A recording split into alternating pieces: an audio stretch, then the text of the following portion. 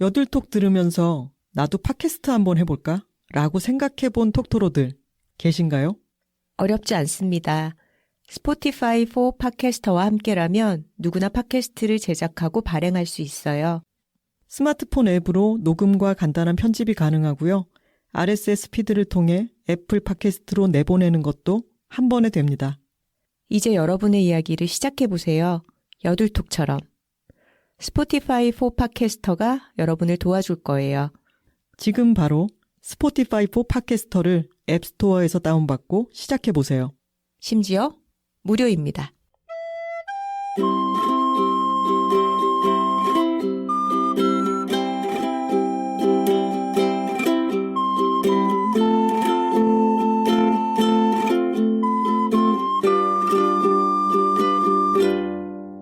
여자들이 토크하고 있습니다. 안녕하세요. 김하나입니다. 안녕하세요. 황선우입니다. 비가 꽤나 많이 오는 어린이날입니다. 네, 어린이 여러분들께는 참 안타까운 일이지만 초록 나뭇잎들이 이렇게 비에 촉촉하게 젖어가는 걸 보니까 기분이 또 좋네요. 놀러 나갈 계획이 있었던 어린이들은 실망했을지도 모르겠지만 우리 어린이들도 이제 자라면서 살다 보면 맑은 날도 있고 비 오는 날도 있고 왜 너무 쓸쓸한가요? 인생에는 굳은 날이 있다. 이것을 알게 하는 비 오는 어린이날이다. 그렇죠. 그리고 비 오는 날은 비 오는 날대로 실내 활동을 하면서 이 비를 피하기도 하고 그것대로 즐기기도 하는 그런 맛이 있다라는 걸 알게 되지 않을까요? 자, 100회가 오픈을 했습니다. 프리오픈이죠. 네. 저희 여들톡에서 말씀드린 대로 이 고급 정보를 알게 된 우리 톡토로들이 제주도에 가서 100회 사진을 찍어서 저희를 태그해 주시곤 하는데 저희가 이 폰 화면으로만 그 사진들을 봐도 너무 기분이 좋더라고요. 저희가 다녀온 4월 초와는 또 사뭇 다르게 아주 싱그러워지고 촉촉해진 그런 모습을 볼 수가 있었습니다. 제주에 갈 예정이신 톡토로들께서는 100회 방문을 잊지 마시고요. 싱그러운 초록을 마음껏 즐기고 오시기 바랍니다. 또 오늘처럼 봄과 여름 사이에 이렇게 비가 한번 내리고 나면 초록이 더 무성해지잖아요. 맞아요. 오늘은 고민 사연 편입니다. 미리 말씀을 드렸었죠. 특히 인간관계에 대한 고민 사연을 모아서 이야기를 해보겠다라고 했었는데요. 첫 번째 사연부터 들어가 볼까요? 톡갈은 왜 안 하시나요? 톡갈 먼저 하고 갈게요. 네. 둘, 톡토로 톡토로 톡! 파워. 좋은 걸 좋다고 말하기. 여들톡 96화는 고민사연 인간관계 편 특집입니다. 오늘은 고민사연 편에서 저희가 그렇게 해왔듯이 톡토로들의 이름을 익자 돌림, 익명의 어떤 변화형으로 그렇게 처리하도록 하겠습니다. 첫 사연을 보내주신 분은 익선동 톡토로님이라고 편의상 불러볼게요. 네, 거주 지역과 아무 상관없이 이렇게 부르도록 하겠습니다. 익사님도 있었죠. 네. 작가님들 안녕하세요. 인간관계 관련한 소소한 질문이 있습니다. 혹시 선우 작가님으로 말미암아 상처받았다고 한 지인이 있으세요?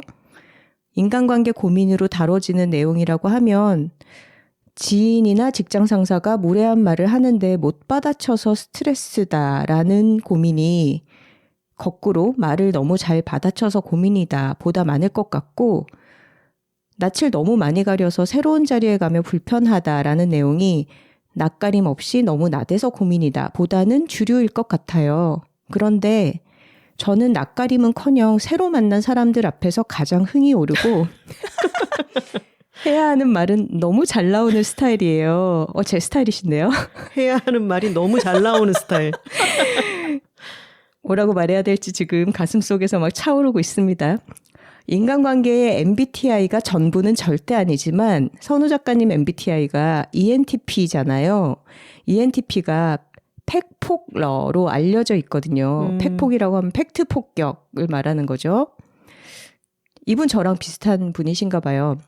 저는 상대로 인해서 언짢을 때 필요하면 내색을 하고 뼈 있는 말을 농담처럼 던지기도 하고 여럿이서 놀 때 누군가를 놀리곤 하더라고요. 저의 이런 성격 때문에 풀꽃 같은 성정의 사람들은 제가 의도하지 않았는데도 상처를 받을 수 있겠다는 생각이 들어요. 혹시 이런 생각을 해보셨는지, 그리고 하나 작가님이 비교적 풀꽃 같은 성정이라고 생각하는데 두 분은 이런 이유로 감정이 상하신 적은 없는지 궁금합니다. 두 분의 일상에 행복과 사랑이 스치길 바라며 익선동 톡토로 드림. 풀꽃 같은 성정의 저의 경우에는 선우 씨의 말에 이 비바람에 풀이 눕듯이 그러기 상태가 되는 때가 간혹 있기는 합니다. 근데 맨 마지막 말씀처럼 저희는 대부분의 일상에 행복과 사랑이 스치기는 하는데요. 가끔 그럴 때가 있다는 거죠. 그래도 풀꽃이 꺾이지 않고 바람에 누웠다 다시 일어나잖아요. 그거는 풀꽃의 문제예요. 그의 어떤 회복 탄력성 때문에 일어나는 거라고요. 네, 익선동님 사연 읽으면서 일단 제가 ENTP 내지는 이 외향형의 사람들을 대변해서 사죄부터 드리고 시작해야 될 것 같습니다.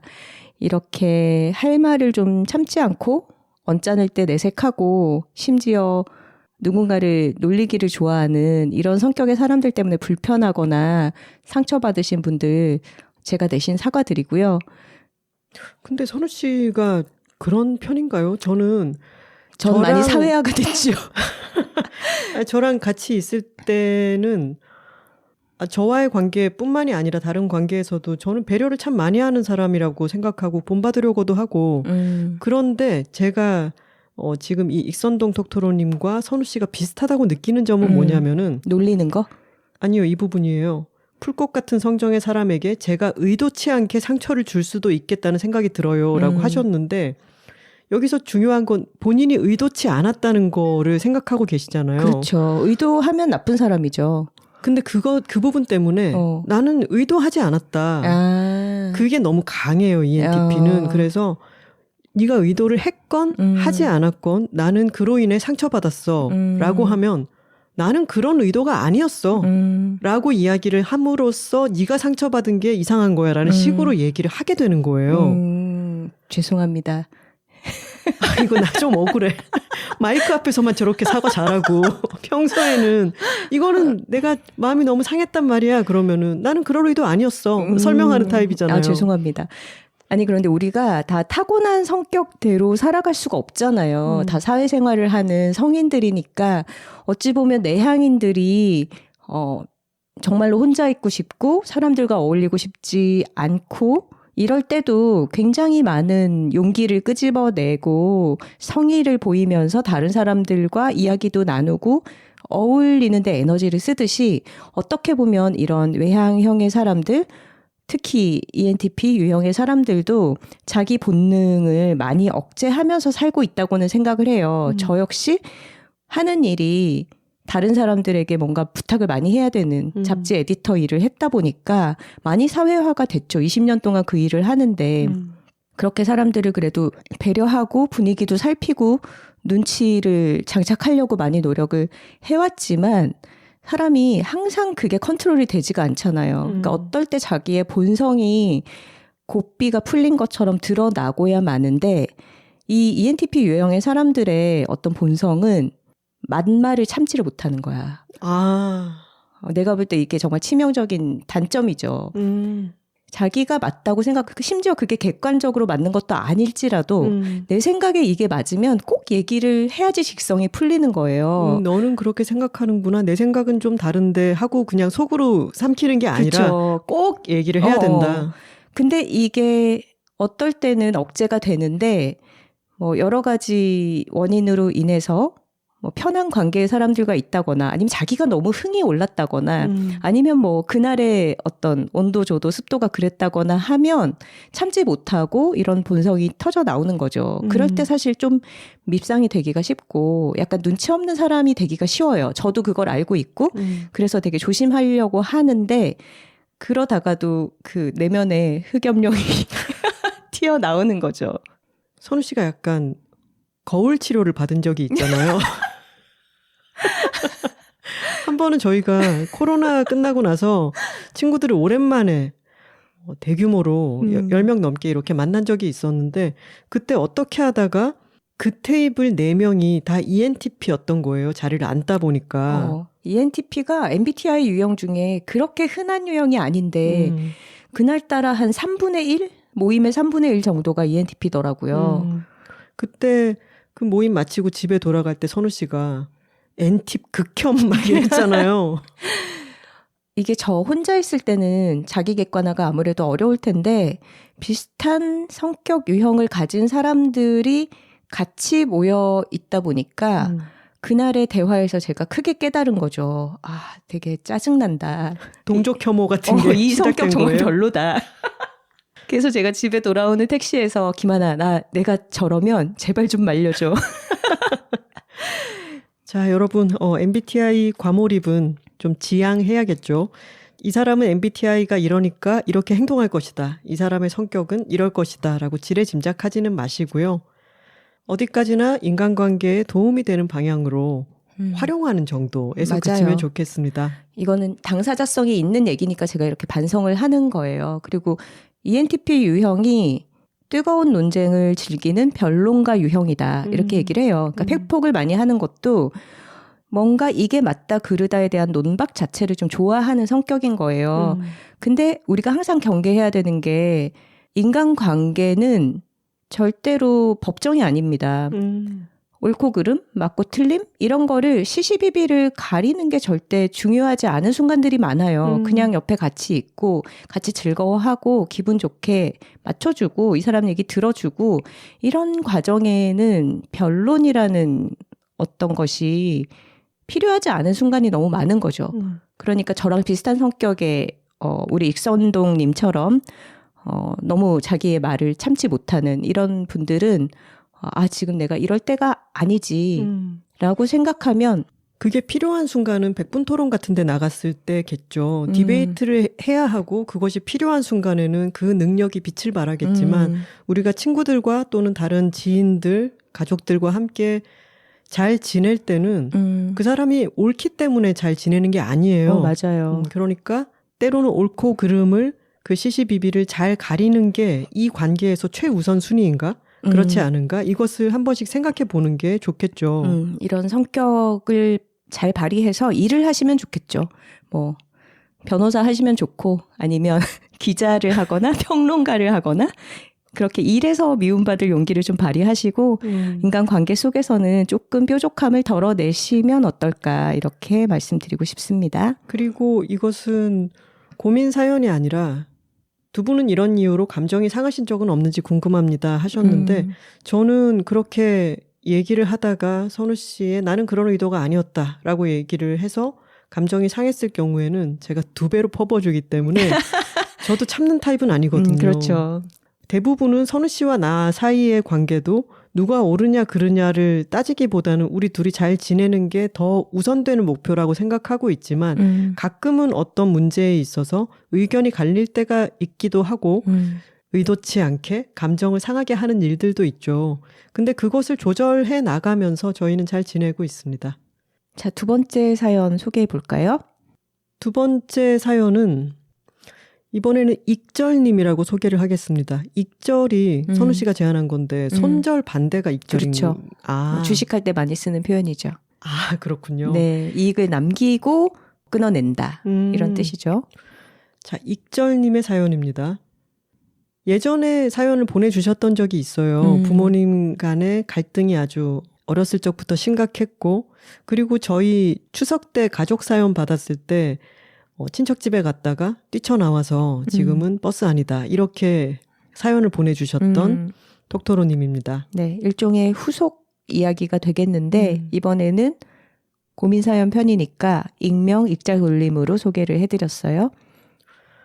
오랜만에 사연 보냅니다. 익절 톡토로입니다. 이번 인간관계 사연을 모집한다는 이야기를 듣고 고민하다 이렇게 마지막 날 보내봅니다. 우선 부모님은 결국 각자의 길을 가기로 하셨고 서류 정리까지 끝났어요. 전 어머니와 살게 됐고요. 어쩌면 예상하기도 했고 조금씩 마음의 준비를 하고 있어서 그런지 생각보단 괜찮았어요. 그리고 직장에서 나댐의 결과로 긍정적 변화가 기대된다는 사연을 보낸 적이 있는데 슬프게도 엄청난 상여금도 승진도 없었지만 그럼에도 긍정적인 변화는 생겼습니다. 반강제로 많은 업무를 수행하면서 자연스럽게 역량이 늘었다는 걸 느꼈고 이번 달은 꽤 쏠쏠한 성과금을 받았습니다. 이힛? 사실 이 변화들이 제게 마냥 긍정적인 결과만 있지는 않았습니다. 이전 사연에서도 말했듯이 전 외동딸입니다. 아무리 부모님의 선택을 존중한다고 해도 추후 부양에 대한 문제를 고민 안 할 수는 없더라고요. 그럼 난 나중에 두 분을 따로따로 신경 써야 하는 거겠지? 근데 내 지금 월급으로는 내 앞날도 불안한데 알바라도 해야 하는 걸까? 이런저런 생각이 들면서 괜히 이 상황이 미워지기도 하더라고요. 그리고 미운 감정을 가진 제가 또 밉고요. 이번에 성과금을 받은 것도 그 생각의 연장선인 것 같아요. 저 이번 달에 진짜 열심히 일했거든요. 그러면서 일 욕심도 많아졌습니다. 지금도 시간을 쪼개서 일하고 있지만 다른 동료분한테 일이 넘어가면 속이 상하더라고요. 그리고 저걸 내가 잘 해낼 수 있을 것 같은데 그러면 성과금을 받을 수도 있을 텐데 하는 생각이 들자마자 바로 지금 좀 위험한 상황이라는 걸 깨달았습니다.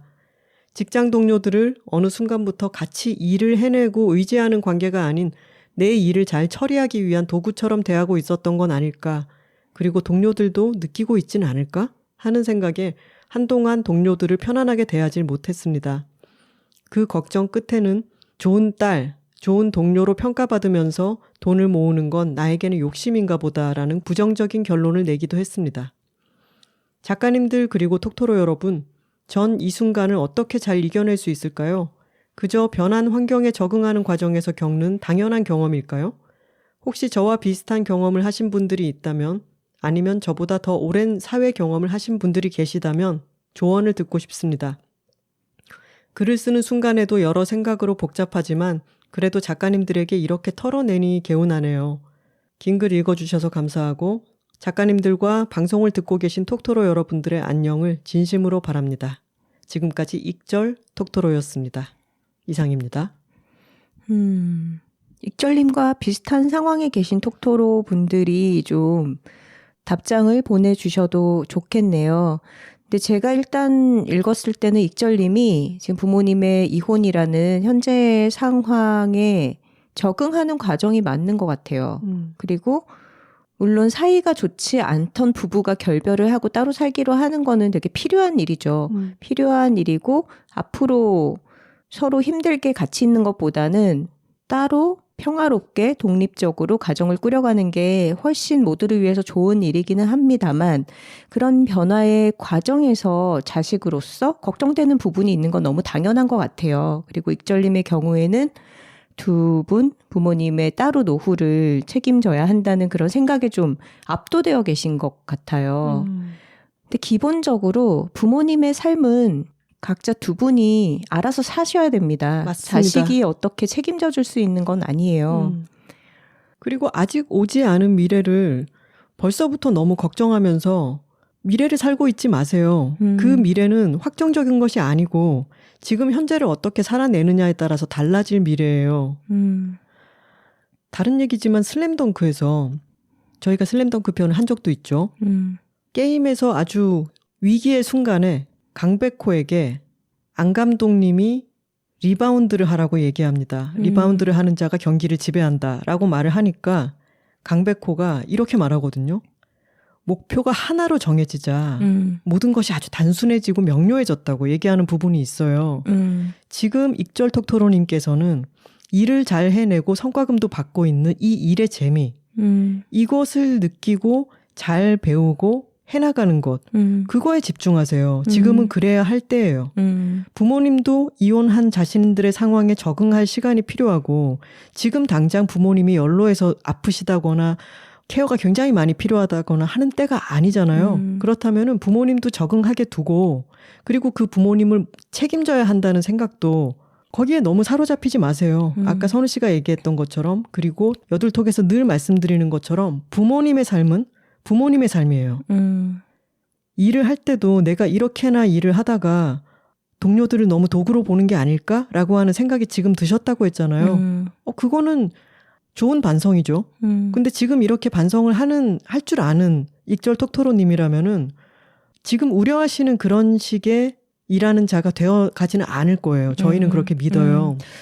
지금 익절 톡토로님의 상황은 좀 본인의 불안의 파도가 높이 올라와 있는 상황인 것 같아요. 왜냐하면 부모님의 각자의 미래가 걱정되고 그 걱정에 대해서 내가 할 수 있는 게 뭐가 있을까 하다 보니까 돈을 많이 벌어야겠다. 근데 우리가 직장에서 일에 대해서 접근을 할 때 보상에 포커스를 맞추다 보면은 사실 근원적으로 이 일에서 나의 커리어의 관점으로 접근하는 게 흐려질 수 있잖아요. 왜냐하면 보상이라는 거는 서서히 요구하고 서서히 뭔가 내가 상황을 더 낫게 만들어 갈 수는 있겠지만 초단기적으로 일을 어떻게 하느냐에 따라서 무슨 게임머니 벌듯이 그렇게 따라오지는 않잖아요. 근데 지금 뭐 매달 성과급이 정해지는 그런 업종의 일을 하시는지는 모르겠지만 지금 한 달 한 달 돈을 더 버는데 초점을 맞추고 일을 하는 거는 스스로의 커리어에도 도움이 되지 않고 또 본인 자체가 먼저 지쳐나가 떨어질 수 있는 상황인 것 같아요.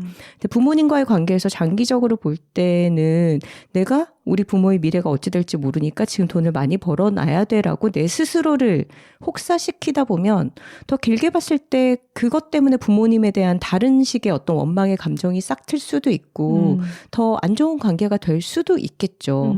그러니까 항상 얘기하듯이 스스로를 먼저 잘 돌보고 자신의 삶을 건강하게 꾸려간 다음에 여유가 되면 뭔가 부모님께 도움을 드릴 수도 있겠지만 그걸 먼저 앞에 놓지는 않았으면 좋겠어요. 부모님한테 좋은 딸, 의지할 수 있는 든든한 딸 이런 거 벌써부터 되려고 생각하지 마세요. 근데 나중에 될 수도 있을 확률을 높이려면은 지금 열심히 일하고 있는 자신에게 너무 복잡한 생각으로 스스로를 더 힘들게 하지는 않는 게 좋을 것 같습니다. 이거는 좀 다른 얘기가 될 수 있겠지만 저희 엄마 빅토리노트를 쓰신 이옥선 작가가 옛날에 체중이 39kg 나가고 그랬거든요. 엄청 마르셨었죠? 네, 정말 말랐었고 체력도 너무 뒷받침이 안 되는데 이제 교사로서 생활을 하기 시작한 거예요. 진주에 있는 우리 외가댁에 살면서 출퇴근을 하는데 너무너무 그 일에 적응하고 해나가는 게 힘들어서 집에 오면 골골골 해서 이제 쓰러져서 잤다가 다음날 아침에 갈 때 우리 외할머니 그렇게 살가운 성격은 아니거든요. 근데 보다 못해 너무 안쓰러웠는지 신발을 현관에 바로 신고 나갈 수 있도록 바로 놔주면 겨우 신발 깨어차고 엄마가 출근하러 갔다고. 너무 체력이 없으니까. 그랬던 기억이 난다라는 얘기를 했었어요. 지금 익절톡토로님이 열심히 일하고 계시는 걸로 부모님을 벌써부터 막 부양하고 좋은 딸 소리를 듣고 이런 건 생각하지 마시고 부모님한테 나 요새 일하는 게 재밌고 그래서 되게 체력적으로 좀 힘들기도 하지만 더 잘하고 싶은 마음이 든다. 이거를 표현하시면 부모님은 그것을 더 기뻐하세요. 얘가 너무 힘들게 스트레스 받아가면서 일해서 나한테 이런 용돈을 주는구나. 그걸로 기뻐하는 게 아니에요. 지금 내가 맞는 일을 찾은 것 같고 일이 너무 즐거운데 힘이 들기도 해. 하지만 잘해내고 싶어. 라는 마음을 계속 보여주는 것. 그래서 부모님도 익절톡토로님을 좀 더 도와주고 응원해주고 싶은 마음이 들게 하는 것. 그것 자체로 일종의 효도이고 그것도 좋은 효과를 부모님과 스스로에게도 줄 수 있는 더 긍정적인 방향일 거라고 생각합니다. 익절톡토로님은 정말 되게 두루 살피면서 엄청 세심하신 분인 것 같아요. 그러니까 지금 일도 굉장히 몰입을 해 있는 상태인데 좋은 딸이고자 하고 또 좋은 동료이고 싶고 이런 마음도 크신 거잖아요. 근데 지금은 돈 걱정이 되게 크게 드실 수도 있지만 제 친구도 부모님이 황혼 이혼한 케이스가 있거든요. 근데 물론 제3자의 입장에서 전해 듣는 이야기로 생각을 하는 거긴 하지만 각자 자신이 원하던 삶을 찾아서 또 부모님도 적응을 하시고 잘 지내시는 것처럼 보여요. 그러니까 자식들이 좀 예상하고 걱정하는 것과 또 다른 삶이 펼쳐지게 마련이니까 우리 익절님도 일단 지금의 불안을 약간 내려놓고 시간이 가면서 부모님도 새로운 생활에 적응할 수 있도록 지켜봐 주시면 어떨까 합니다. 다음 사연 읽어보겠습니다. 언니들 안녕하세요. 저는 이제 막 30대가 된 익명 익스펙토 페트로눔 톡토로예요. 해리포터에 나오는 주문이죠. 네. 네. 페트로누스 소환 주문. 수호신을 소환해내는 주문이죠. 네, 디멘터랑 싸울 때 꼭 필요한 주문입니다. 자, 익스펙토 페트로눔님의 사연입니다. 저는 세상이 변하면서 그리고 스스로 나이 들고 성숙해져 가면서 자연스럽게 교양이 생겨야 한다고 생각해요. 기후 위기를 인지하고 차별적인 언어를 고쳐 쓴다거나 사회에 뿌리내린 선입견들에 대해 외면하지 않는 자세라던가 균형 있게 바라보고 새로운 것들을 받아들이고 자신에 대해서 깊이 생각하고 대화하는 방식 등등. 이 밖에 굉장히 보편적이라고 여겨지는 성숙함이라는 것들이 있잖아요. 여둘톡을 들으면서 편하다, 안전하다, 안정감을 느낀다는 것에는 작가님들의 대화에서 이런 것들이 느껴지기 때문인 것 같아요. 예를 들어 작가님들은 차별적인 말을 조심하시는 분들이니까 하는 믿음이 바탕에 깔려있기 때문에 어떤 주제가 나와도 거리낌 없이 재생 버튼을 누를 수 있는 것 같아요.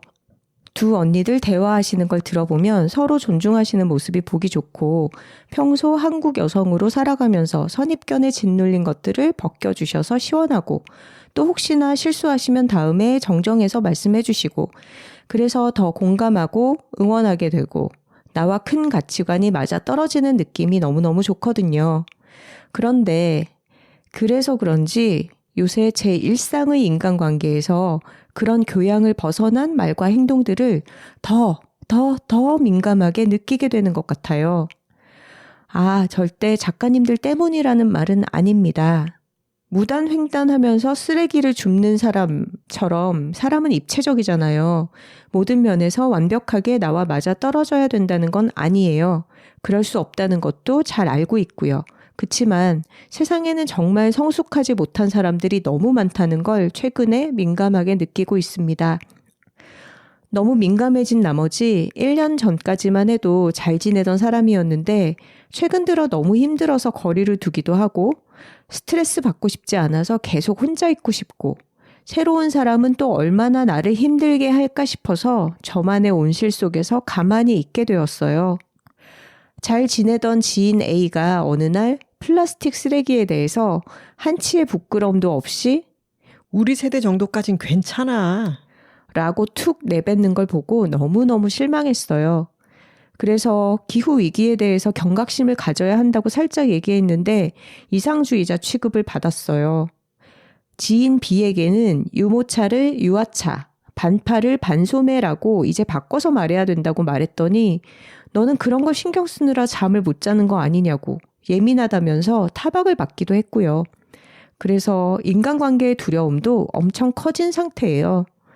인간관계가 좁기도 하고 대문자 I, 내향형 인간이라 그런 말을 하는데도 엄청난 용기가 필요했거든요.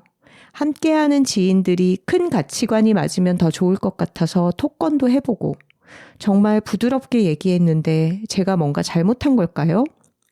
이 밖에도 대화하는 방식이나 성차별적인 선입견, 도를 넘은 이기적인 당당함을 지켜보는 것도 이제는 너무 지쳤어요. 거리를 지나다닐 때, 뉴스를 볼 때, 심지어 유일한 도피처였던 책을 볼 때도 어떤 문구가 한 구절이 마음에 안 들어서 덮어버리기도 하고요. 제 마음에 여유가 없어진 걸까요? 아니면 가치관이 맞는 사람들을 찾아가야 하는 걸까요? 그런 사람들이 있기는 한 걸까요? 혼자만 교양 떠는 외톨이가 된 기분이에요. 언니들은 이런 적이 있었는지 어떻게 하면 좋을지 지혜를 빌려주세요. 이상입니다. 하셨네요. 이렇게 말씀하셨어요. 가치관이 맞는 사람들을 찾아가야 하는 걸까요? 그런 사람들이 있기는 한 걸까요? 라고 말씀을 하셨는데요. 이렇게 말씀드리는 것 때문에 너무 놀라시지 않았으면 좋겠는데 그런 사람들은 없습니다. 이것은 완벽한 사람을 찾는 것인데 사람은 다 각자 다르게 생겼어요. 그렇기 때문에 익스펙토님이라고 부를게요. 네. 익스펙토님이 옳다고 생각하시는 것, 이것만은 꼭 지켜야 한다고 생각하시는 것이 있는 만큼 익스펙토님이 놓치고 있는 여러 가지 부분들이 분명히 있을 거예요. 근데 익스펙토님이 생각할 때 정말 완벽한 사람이라고 생각하는 사람 눈에 익스펙토님의 그런 완벽하지 못한 모습이 보이면 그 사람이 실망한다고 또 생각해 보세요. 모든 사람은 다 다른데 내가 아닌 이상은 다른 사람은 다 나와 다른 부분이 있어요. 다른 사람은 내가 미처 생각하지 못했던 것을 중요하게 생각하고 아주 바르게 행동하고 더 선하게 노력하고 있을 수도 있고요. 이것은 지금 익스펙토님께서 특히나 말하는 것에 대해서 민감하게 생각하고 본인 스스로 많이 노력하고 조심하고 계시기 때문에 남들은 그렇게 하지 않았을 때 더 같이 노력하면 좋을 텐데 라고 생각하시는 마음은 이해를 하지만 예를 들어 제가 만약에 익스펙토님과 대화를 나누고 있는데 어제 반팔티를 하나 샀는데 제가 이렇게 얘기했는데 익스펙토님이 하나 작가님 이제는 반팔이 아니라 반소매라고 얘기해야 돼요 라고 하면 저는 더 이상 말을 못할 거예요. 그리고 반대로 우리가 다른 어떤 사람들과 막 얘기를 하고 있는데 어제 유모차 끌고 밖에 나갔는데 이렇게 얘기한다고 해서 저희는 유아차라고 말을 하려고 노력하지만 왜냐하면 저희는 마이크 앞에서 얘기하고 굉장히 많은 사람들에게 또 언어 선택이 영향을 미칠 수 있기 때문에 되도록 고치려고 하지만 제 친구가 그렇게 얘기한다면 저는 딱히 고쳐주지 않아요. 그리고 아주 친한 친구라면은 유아차 얘기와 이 이야기가 다 끝나고 여러 담론이 정리됐을 때 요즘은 이러저러한 이유로 유아차라고들 많이 하더라 라고 얘기하고 그렇게 하고 난 뒤에도 유모차라는 얘기가 계속 나와도 저희는 사실은 신경이 안 쓰여요. 그게 그렇게까지 중요하지는 않거든요. 그러니까 유모차라는 단어를 관습적으로 계속해서 사용을 하면서도 그 유모차를 번쩍 들어서 옮겨주는 친절함을 가진 사람도 존재할 수 있잖아요. 맞아요. 그랬을 때는 그 어떤 어휘를 사용하는지가 중요하다기보다는 그 사람이 보이는 행동의 본질이 더 중요하다고 할 수 있겠죠. 일단 저는 익스펙토 페트로눔 님이 우리를 안전하다고 생각하고 차별적이지 않은 사람들이라고 신뢰한다라고 말씀을 하시니까 이렇게 얘기를 하고 싶은 게 저희도 완벽하지는 못해요. 그리고 저희도 분명히 얼마 전까지 알게 모르게 차별적인 언어를 관습적으로 사용하던 부분들이 있었어요. 근데 그것에 대해서 여러 가지 경로로 이게 틀렸구나 이러면 안 되겠구나라는 거를 알고 의식적으로 노력을 해서 거기서 벗어나려고 많이 가다듬어 왔죠. 근데 우리가 자주 하게 되는 실수가 나는 배워가는 사람이고 나는 과정 속에 있다라는 거를 당연히 아는데 타인들에 대해서는 그냥 이 사람은 계속 뒤떨어진 상태라고 고정을 시켜버리는 면이 있는 것 같아요.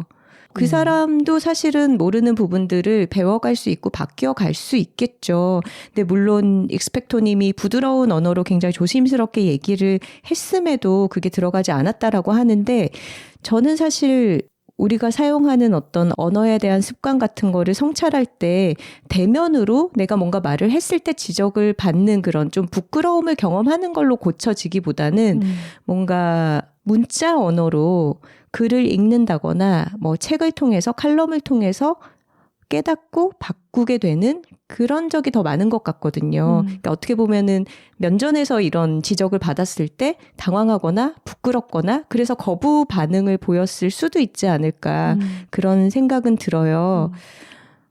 그리고 매일 제일 첫머리에 저는 세상이 변하면서 그리고 스스로 나이 들고 성숙해져 가면서 자연스럽게 교양이 생겨야 한다고 생각해요 하셨는데 이것은 좀 이상적인 생각이고 나이가 든다고 해서 자연스럽게 교양이 생기지 않아요. 절대로. 나이 든다고 자연스럽게 교양이 생긴다면 얼마 전에 민희진 대표가 개조시더라 이렇게 얘기를 했을 때 왜 수많은 사람들이 자기 인생에 있었던 개조시들을 떠올리며 그렇게 같이 붕괴하게 됐을까요? 왜냐하면 나이 드는 게 자연스럽게 교양이 쌓여가는 게 아니고 나이가 들어서도 계속해서 세상과 호흡하고 이 변해가는 세상에 적응하면서도 이 시대에 맞는 교양을 쌓는 것에는 굉장한 노력이 필요하기 때문이에요.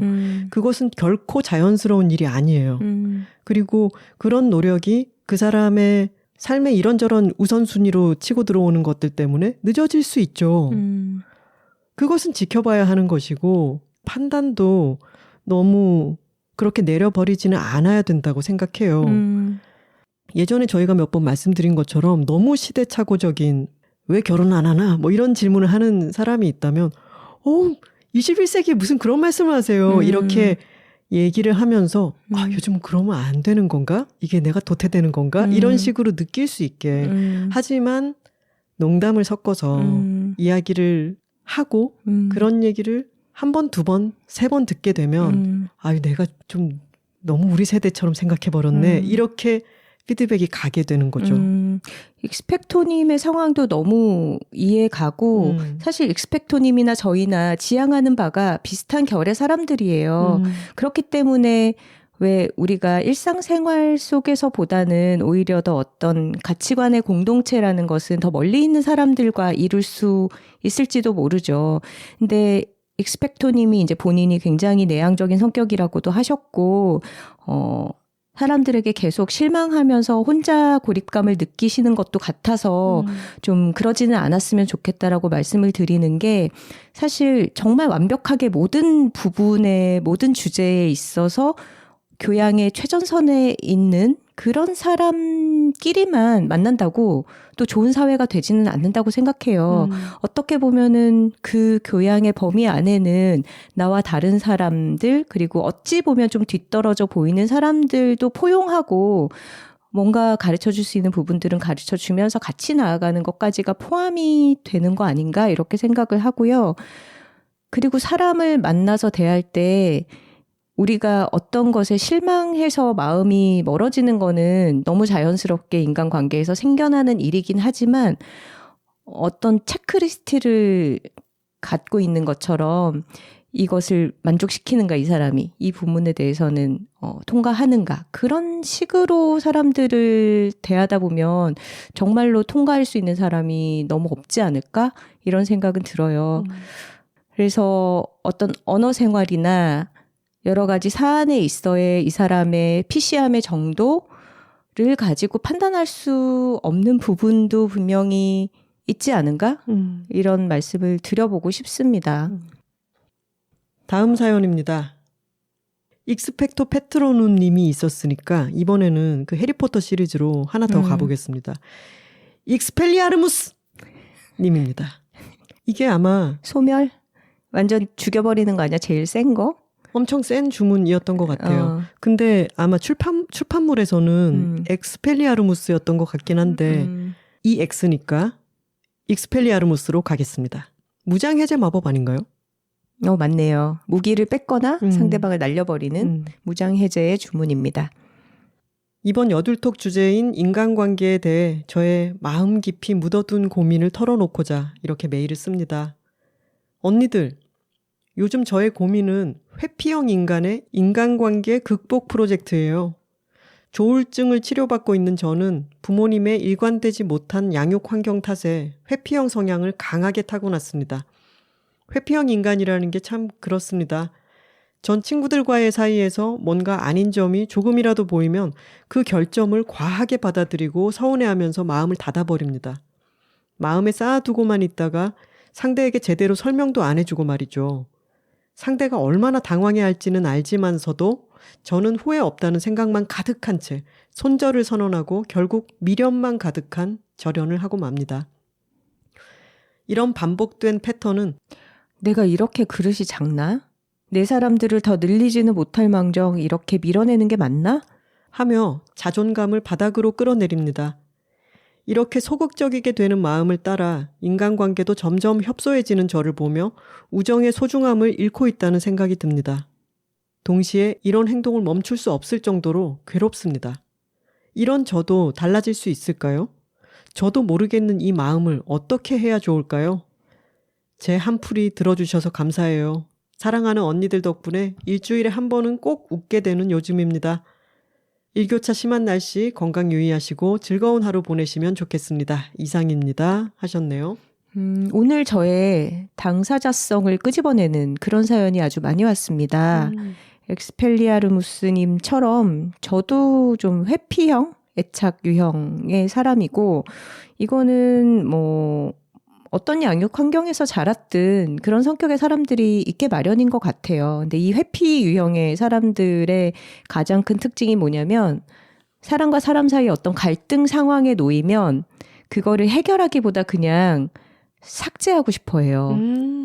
그러니까 예를 들어서 뭐 연인 관계에 싸우게 됐어. 막 갈등이 생겼어.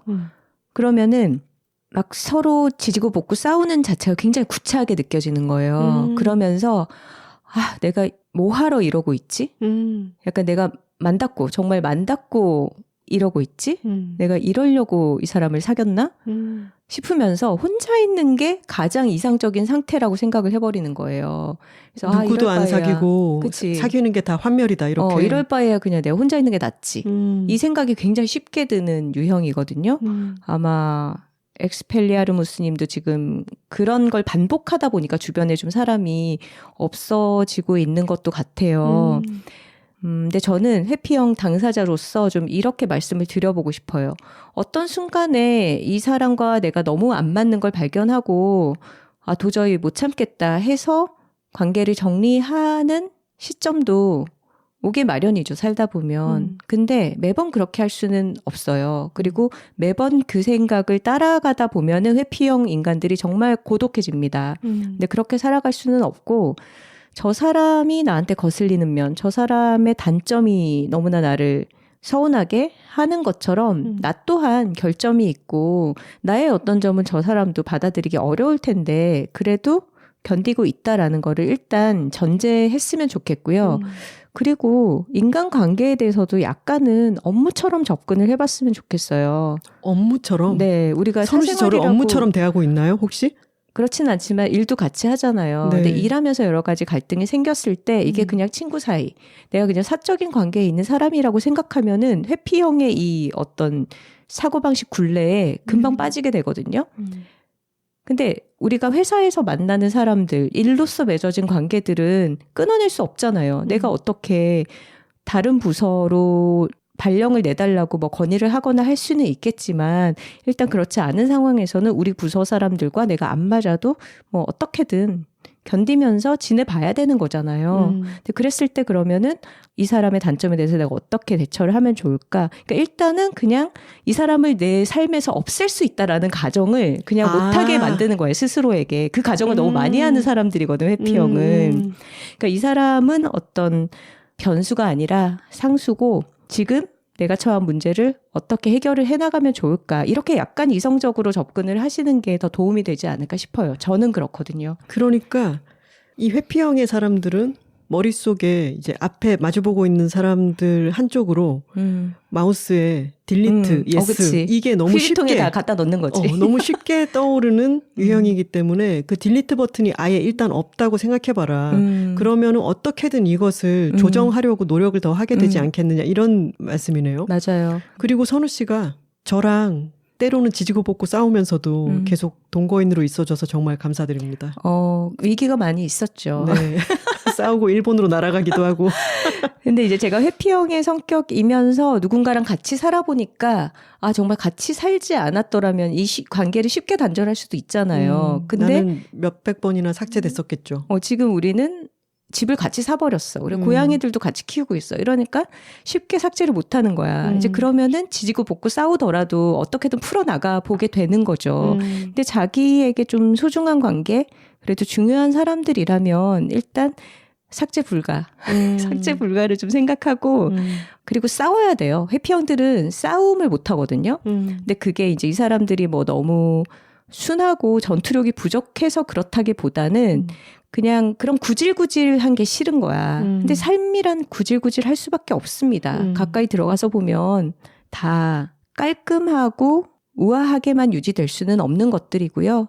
내가 인간관계 안에서 소리를 지르고 싸우건 혹은 눈물을 좀 흘리건 용서를 구하면서 빌건 뭐 아니면 그 사람에게 정말 목청 높여 따지건 이런 일들이 경험을 해보면 또 할 수 있게 되거든요. 그러니까 일단은 삭제 불가능 상황에서 잘 싸워봐라. 이런 말씀을 드려보고 싶네요. 그리고 그 상대 때문에 마음에 쌓이는 것들, 상대에게서 내가 불편하게 느끼는 것들에 대해서 그게 꼭 싸움이 아니더라도 you 주어가 아니라 I 주어를 써서 you 주어는 너는 왜 그랬어? 항상 이렇게 해. 너는 말을 그렇게 하냐? 뭐 이런 식으로 얘기가 나가잖아요. 너는 뭐 책임감이 없어 이렇게. 근데 그게 아니라 I 주어로 쓰게 되면은 나는 네가 지난번에 이렇게 말했을 때 마음이 좀 상했어. 그리고 네가 좀 더 책임감을 보여줬으면 좋겠어. 뭐 이런 식으로 얘기를 하는 거죠. 나는 네가 조금 이것에 대해서 책임감을 느끼는 모습을 보여주면 좀 더 안심이 될 것 같다. 이렇게 내가 느끼는 바에 대해서 이야기를 하고 근데 두 번째 문도 조금 맞지는 않을 것 같네요. 내 감정 상태를 정확하게 얘기하는 것만으로도 충분해요. 어떤 사람이 어딘가에 책임감을 느끼고 말고는 그 사람의 문제이기 때문에 그렇게 조금씩 내가 그때 느끼는 불편감 또는 마음에 쌓이는 것들에 대한 나의 감정 상태를 그래도 조금씩이라도 드러내는 훈련을 하시면 이 관계도 약간의 담금질이 됩니다. 이 관계는 그래서 그런 이야기가 없이 점점 마음에 쌓이는 걸 계속 쌓아가고만 있는 상태보다는 조금 더 안정적인 상태가 된달까요? 그런 거 아니야? 비 온 뒤에 땅이 굳는다. 비슷한 거죠. 그치. 회피형들은 그러니까 이런 식인 거야. 그냥 비가 오면은 그 땅을 버리고 딴 데로 가는 거 아니야? 다 떠내려가라! 비가 왔다니 여기는 이제 못 쓰겠어. 이러면서. 근데 이제 비 온 뒤에 그게 마르고 땅이 굳는 것도 지켜봐라. 이런 비슷한 얘기죠. 비유일 것 같아요. 참 오늘 고민 사연들 얘기하다 보니까 저는 ENTP에다가 회피형에다가 세상을 대체 어떻게 살아온 건지 마이크 앞에서만 스스로 반성하는 척 좀 하지 마세요. 나랑 싸울 때는 그대로 똑같이 굴면서. 미안하다고요. 다음 사연입니다. 다음은 우리가 익자를 뭐 많이 했는데 한번 익스페리먼트 한 적 있나요? 익스페리먼트로 하겠습니다. 한 적 있나? 워낙 뭘 많이 해서 헷갈리는 것 같아요. 지금 한계에 다다른 저희의 모습을 보고 계십니다. 기억력이 좋지 않아서. 네, 익스페리먼트 톡토로님의 사연입니다. 친구 추천으로 듣기 시작한 건 2022년부터였는데 이제야 처음으로 사연을 쓰네요. 인간관계에 대한 고민이 시작된 지 몇 달 되어서 예전에 비해 요즘은 사람을 덜 만나면서 지내고 있는 상황에서 이런 주제를 다뤄주신다고 하니 글을 안 쓸 수가 없더라고요. 저의 고민은 인간관계의 지속을 위해 상대의 이야기를 어디까지 들어줘야 하는가입니다. 처음에는 대수롭지 않게 생각했던 상대의 특징이 시간이 지날수록 큰 단점으로 다가와서 다른 장점을 덮게 되는 경험 있으신가요? 말이 많은 친구를 사귀게 되면 처음에 만났을 때는 그 사람의 화려한 인생 경험과 끊임없이 나오는 이야기들에 정신 팔려서 재밌게 듣고 호응하지만 어느 시점이 지나면 그 사람은 굳이 내가 아니어도 누구에게나 할 수 있는 얘기를 그저 자기가 이야기하고 싶어서 내뱉는구나 라는 생각이 들게 되어 듣고 있는 것만으로 지치게 되더라고요. 나는 볼 수 없는 OTT 이야기, 나는 알 수 없는 그 사람의 직장 이야기, 나는 가본 적 없는 곳의 여행 경험담 등등 그런 이야기를 듣고 있다 보면 이 이야기를 나한테 왜 하나 싶습니다. 하지만 관계 맺음이라는 게 서로에 대해 알아가는 것이기도 하니 계속 참고 들어야 하나 싶다가도 나는 전혀 모르는 이야기를 30분 넘게 하고 있는 상대를 보고 있다 보면 집에 가서 혼자 있고 싶다는 생각이 듭니다. 이런 친구들이라도 계속 만나서 인간관계를 유지하면서 외롭지 않게 지내는 게 나을까요? 아니면 그들을 만나서 소모하는 에너지를 아끼고 집에서 혼자 지내면서 영화나 팟캐스트 같은 취미생활로 혼자만의 시간을 보내는 게 나을까요? 혹시 말하기 좋아하는 그들을 만나서 에너지를 덜 뺏기고 내 이야기도 할 수 있는 꿀팁 같은 게 있다면 알려주세요. 더 복잡한 사연들이 많을 것 같아 짧게 줄입니다. 이상입니다 하셨네요. 익스페리먼트님 고생이 많으십니다.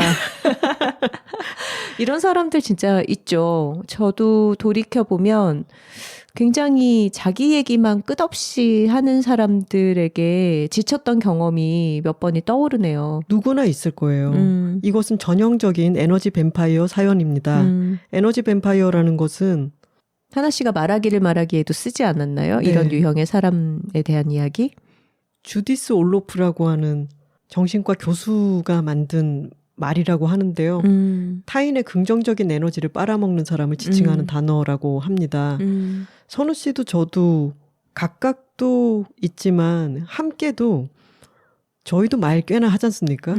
근데 한 2시간 정도 남의 말은 전혀 듣지 않고 자기 말만 쏟아내는 사람 때문에 귀에서 피가 나올 것 같다는 게 이런 거구나라고 하는 것을 느낀 적이 있어요. 나 그 일은 까먹고 있었는데 네. 지금 하나 씨가 얘기하면서 떠올랐네요. 그때 저희는 정말 너무 힘들어서 저희가 뭐 몇백 명 앞에서 강연을 한 것보다 그때 그분의 말을 2시간 동안 꼼짝없이 들어야 했던 그때가 더 힘들어서 저희는 집에 와서 녹초가 되어서 다음 날까지도 귀가 멍멍한 느낌이 들었어요. 맞아요. 근데 그때 그 대화를 좀 패턴을 깨보기 위해서 제가 몇 가지 노력을 했던 기억이 나요. 예를 들어서 이게 1대1 관계일 때는 에너지 뱀파이어가 있으면 내가 계속 듣는 입장이 돼서 힘들고, 어떤 모임이 형성돼 있는데 이 사람만 계속 한 명만 말을 하고 있으면 나머지들이 되게 조용해지면서 에너지를 1대 다로 뺏기게 되잖아요. 그래서 그때 저는 뭐 예를 들면은 돌아가면서 얘기를 해보자거나, 맞아요. 아니면 저희 둘이 약간 진행하듯이 계속 애를 유도를 했었죠. 아니면 가장 말수가 적어진 사람을 향해서 질문을 하거나. 근데 그랬을 때도 계속 그것을 빼앗아서 자기 걸로 가져가는 걸 보면서 굉장히 힘들었던 기억이 나는데 일단 이런 사람들은 잘 안 바뀝니다. 맞습니다. 일단은 대화에서 사람과 사람이 만났을 때 에너지가 좋게 순환하고 교류해야 되잖아요. 근데 여기서 에너지 뱀파이어라는 표현이 나오는 게 일방적으로 에너지를 빼앗아가고 혼자서만 말을 하는 사람과 만났을 때는 이게 돌지 않아요. 이 기운이 서로 주고받고 도는 게 아니라 정말 한 명이 다 가져가는 거기 때문에 이거를 좀 막아야 되는데, 이걸 또 약간 마이크를 서로 한 개를 가지고 다투는 식으로 해서 이 사람의 말을 이어서 내가 가져와서 하기도 굉장히 피곤해지죠. 왜냐하면 맞아요. 서로 자연스럽게 나는 이런 일이 있었어, 너는 어땠니? 그러니까 똑같이 서로는 알 수 없는 자기의 이야기만 하더라도 그게 좋은 대화가 될 때가 있잖아요. 그럼요. 근데 그럴 때는 예를 들어서 친구는 모르지만 내가 지금 회사에서 이런 상황이 있어서 되게 힘들어. 이걸 토로하고 나면은 너라면 어떻게 할 것 같아? 아니면은 너는 요새 어떻게 지내니? 너는 일하면서 뭐 어떤 고민이 있어? 이게 주거니 받거니가 돼야겠죠. 그리고 뭐 서로 구독하는 OTT가 다를 때 나는 넷플릭스에서 요새 이거 재밌게 봤어. 너도 혹시 구독하면 이거 추천이야. 뭐 너는 요새 재밌게 본 거 없어? 뭐 너는 영화관 가서 뭐 봤어? 뭐 라든가 이런 식이 돼야 되는데, 그게 안 되는 사람들의 경우에는 저도 그냥 자연스럽게 만남의 횟수를 줄였던 것 같아요. 근데 그러다 보면은 본인도 약간 뭐 반성이 되거나 아니면 그냥 좀 자연스럽게 멀어지거나 그랬던 것 같네요. 근데 약간 구분되는 2가지 유형이 있는 것 같은데, 얘기하는 나에 도취되어서 다른 사람들의 이야기를 별로 궁금해하지 않고 막 다른 사람들의 반응을 즐기면서 이야기를 하는 유형이 있는가 하면 또 어떤 사람은 말이 끊기는 게 두려워서 내가 지금 무슨 말을 하는지도 모르면서 입에서 단내가 날 정도로 이야기를 하는 경우도 있어요. 맞아요. 서로 좀 덜 가까운 경우에 그런 식으로 어색함을 피해 보려는 사람들도 있는 것 같아요. 근데 그것은 이제 구분해서 조금 다르게 대처할 수는 있겠지만, 여기 익스페리먼트 님께서 이렇게 써주셨어요. 이런 친구들이라도 계속 만나서 인간관계를 유지하면서 외롭지 않게 지내는 게 나을까요? 아니면 그들을 만나서 소모하는 에너지를 아끼고 집에서 혼자 지내면서 영화나 팟캐스트 같은 취미생활로 혼자만의 시간을 보내는 게 나을까요? 라고 물어보셨는데요. 세상이 이렇게 이분법으로 이루어져 있지는 않아요. 이 사람들을 만나거나 아니면 혼자 있거나가 아니에요. 이 사람들이 아니라 다른 사람들과 적절하게 대화를 잘 나눌 수 있는 사람들은 세상에 사실은 수도 없이 많습니다. 그런 사람들을 만나려면 어떻게 해야 될까라고 생각하고, 그런 사람들을 만나서 양질의 대화를 오래 하다 보면은 나의 대화 스킬도 늘고, 가끔 이 말 많은 친구를 만나서 얘기를 들어주다가도 사이사이에 끼어들어서 내 이야기를 같이 하면서 지분을 좀 조정할 수 있는 능력도 생기죠. 그리고 어떤 인간관계도 외로울까봐 일단 킵해둔다. 외롭기는 싫으니까 유지한다. 이런 생각으로 잘 되는 인간관계는 없는 것 같아요. 그것은 우정에 대한 모독입니다. 제가 회피형이라서 이렇게 생각하는 거 아니죠? 아니에요. 이렇게 외롭지 않기 위해서 유지를 근근히 하는 관계야말로 사람을 굉장히 외롭고 비참하게 만들죠. 이미 친해졌으니 만난다면 이 친구를 만나서 기가 쪽쪽 빨리는 수밖에 없다. 이렇게 생각하지 마시고요. 선우 씨와 저는 40세쯤에 만나서 서로 친해져서 지금은 굉장히 많은 대화를 나누는 상대가 되었는데 저희 여둘톡 26화 친구 사귀는 법을 참고하셔서 친구라는 게 어떤 시기에만 사귈 수 있는 것도 아니고 어떤 환경에서만 만나게 되는 것도 아니에요. 그렇게 열린 마음으로 나와 즐거운 대화를 나눌 수 있는 사람을 찾는 노력을 나는 계속 해야겠다라고 생각하시는 게 가장 이로울 것 같습니다. 네. 다음 사연입니다. 저희가 3번 연속해서 어려운 단어를 사용했는데 이번에는 이과 문과 어때요? 이과? 이과 문과. 이과예요, 문과예요? 이과 문과? 하지만 이과인 거죠. 언제나 사연을 보내고 싶었지만 톡토로 이름을 정하지 못하여 그리고 게으른 성정이 더해져 언제나 마음속으로만 수십 번의 사연을 보낸 톡토로입니다. 누구나 그렇겠지만 인간관계에 대한 고민이라면 하루도 빠짐없이 해왔던 사람으로서 이번엔 무슨 사연이든 써봐야지 하는 마음으로 글을 써봅니다. 사실 지난 공개방송 때 톡토로 분들의 나대는 솜씨를 현장에서 목격하고 감화된 영향도 있는 것 같네요. 우선 저는 사회학과 출신이지만 소위 말하는 사회성은 영에 수렴하는 낯선 사람이든 낯선 공간이든 무언가 익숙하지 않은 부분이 조금이라도 있으면 지나치게 긴장하여 뚝딱대곤 합니다. 더구나 익숙한 상황에서도 누군가 나를 주시하고 있다고 느껴지면 익숙하게 하던 일도 뚝딱댑니다. 이런 지나친 긴장과 내향적인 성격으로 늘 새로운 조직에 적응하는 일이 큰 스트레스로 다가와 학창시절에도 3월은 그렇게 반갑지 않은 달이었던 것 같아요. 그래도 하루 종일 부대끼고 같은 학교, 같은 반이라는 큰 공통점을 공유하는 중고등학교 시절은 돌이켜보니 사정이 좀 나았는데 대학교에 오니 출신지도, 수강하는 수업도, 취미도 관심사도 모두 다른 이들 사이에서 제가 잘 어우러지지 않는다는 생각을 하며 인간관계 고민이 깊어졌고요.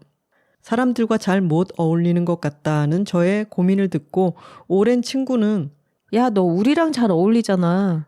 모든 사람과 친하게 지내고 모든 사람에게 좋은 사람이 될 순 없으니 그러려고 애쓰진 마. 라고 조언을 해주었고 그 말이 그 시절에 저에게 꽤나 위안이 되었어요. 마치 이 무리에서 약간 겉돌더라도 속으로는 너네는 모르겠지만 나도 멋지고 좋은 친구들이 있다. 이런 마음이요. 그게 오래 가진 않더라도. 그런데 한편으로는 의문이 들기도 했어요. 내가 정말 모두와 잘 어울리고 모두에게 좋은 사람이고 싶은 걸까? 생각해보니 그건 아니더라고요. 단지 내가 좋아하는 사람에게 나도 좋은 사람이고 싶은 그런 마음인 것 같아요. 그런데 내가 먼저 다가가는 방법은 잘 모르겠고 또 섣불리 다가갔다가 상대를 부담스럽게 해서 더 멀어지면 어쩌나 싶은 고민도 들고 그래서 적당히 거리를 지키는 편을 택하는 것 같아요. 어떤 관계는 약간의 침범으로 발전된다는 사실을 알면서도 거절당할 용기가 없어서요. 그래서 INFP의 최고의 플러팅 방식이 옷 멋지게 입기라는 밈처럼 저는 인프피는 아니지만 엇비슷하게 깔끔하기, 옷 멀쩡히 입기, 제안과 부탁에 잘 응하기 정도를 호감의 표현으로 행하는 것 같아요. 아, 작은 간식 무심하게 주기, 괄호 열고 크면 절대 안 됨 정도는 저의 적극적인 플러팅의 하나이고요. 어린 시절에 지우개를 빌려주며 그리고 가끔 새콤달콤이나 마이쮸를 건네며 너와 친해지고 싶다를 어필하던 때에서 전혀 발전하지 못했죠. 두 분은 사람들과 친해지고 싶을 때 어떻게 하시는지, 어떤 노하우가 있는지, 이런 거절당할까봐 두려운 마음은 어떻게 극복할 수 있는지 두 분의 이야기를 듣고 싶네요. 오랫동안 일을 쉬다가 최근 새로운 일터에서 일을 하게 된 상황이라 이런 고민이 잦았기에 이 주제가 유독 반갑기도 하네요. 사연이 소개되지 않더라도 지금의 고민에 도움이 되는 많은 이야기들을 들을 수 있을 것 같아 즐거운 마음으로 기다리겠습니다. 이상입니다. 하시면서 덧붙이셨어요. 혼자 있을 때도 트루먼 쇼처럼 누군가 내 삶을 지켜보고 있는 거 아니야? 하는 생각이 들면 갑자기 숨 쉬는 것도 뚝딱대기 시작하는 이과문과님이었습니다. 아, 너무 귀여우시네요.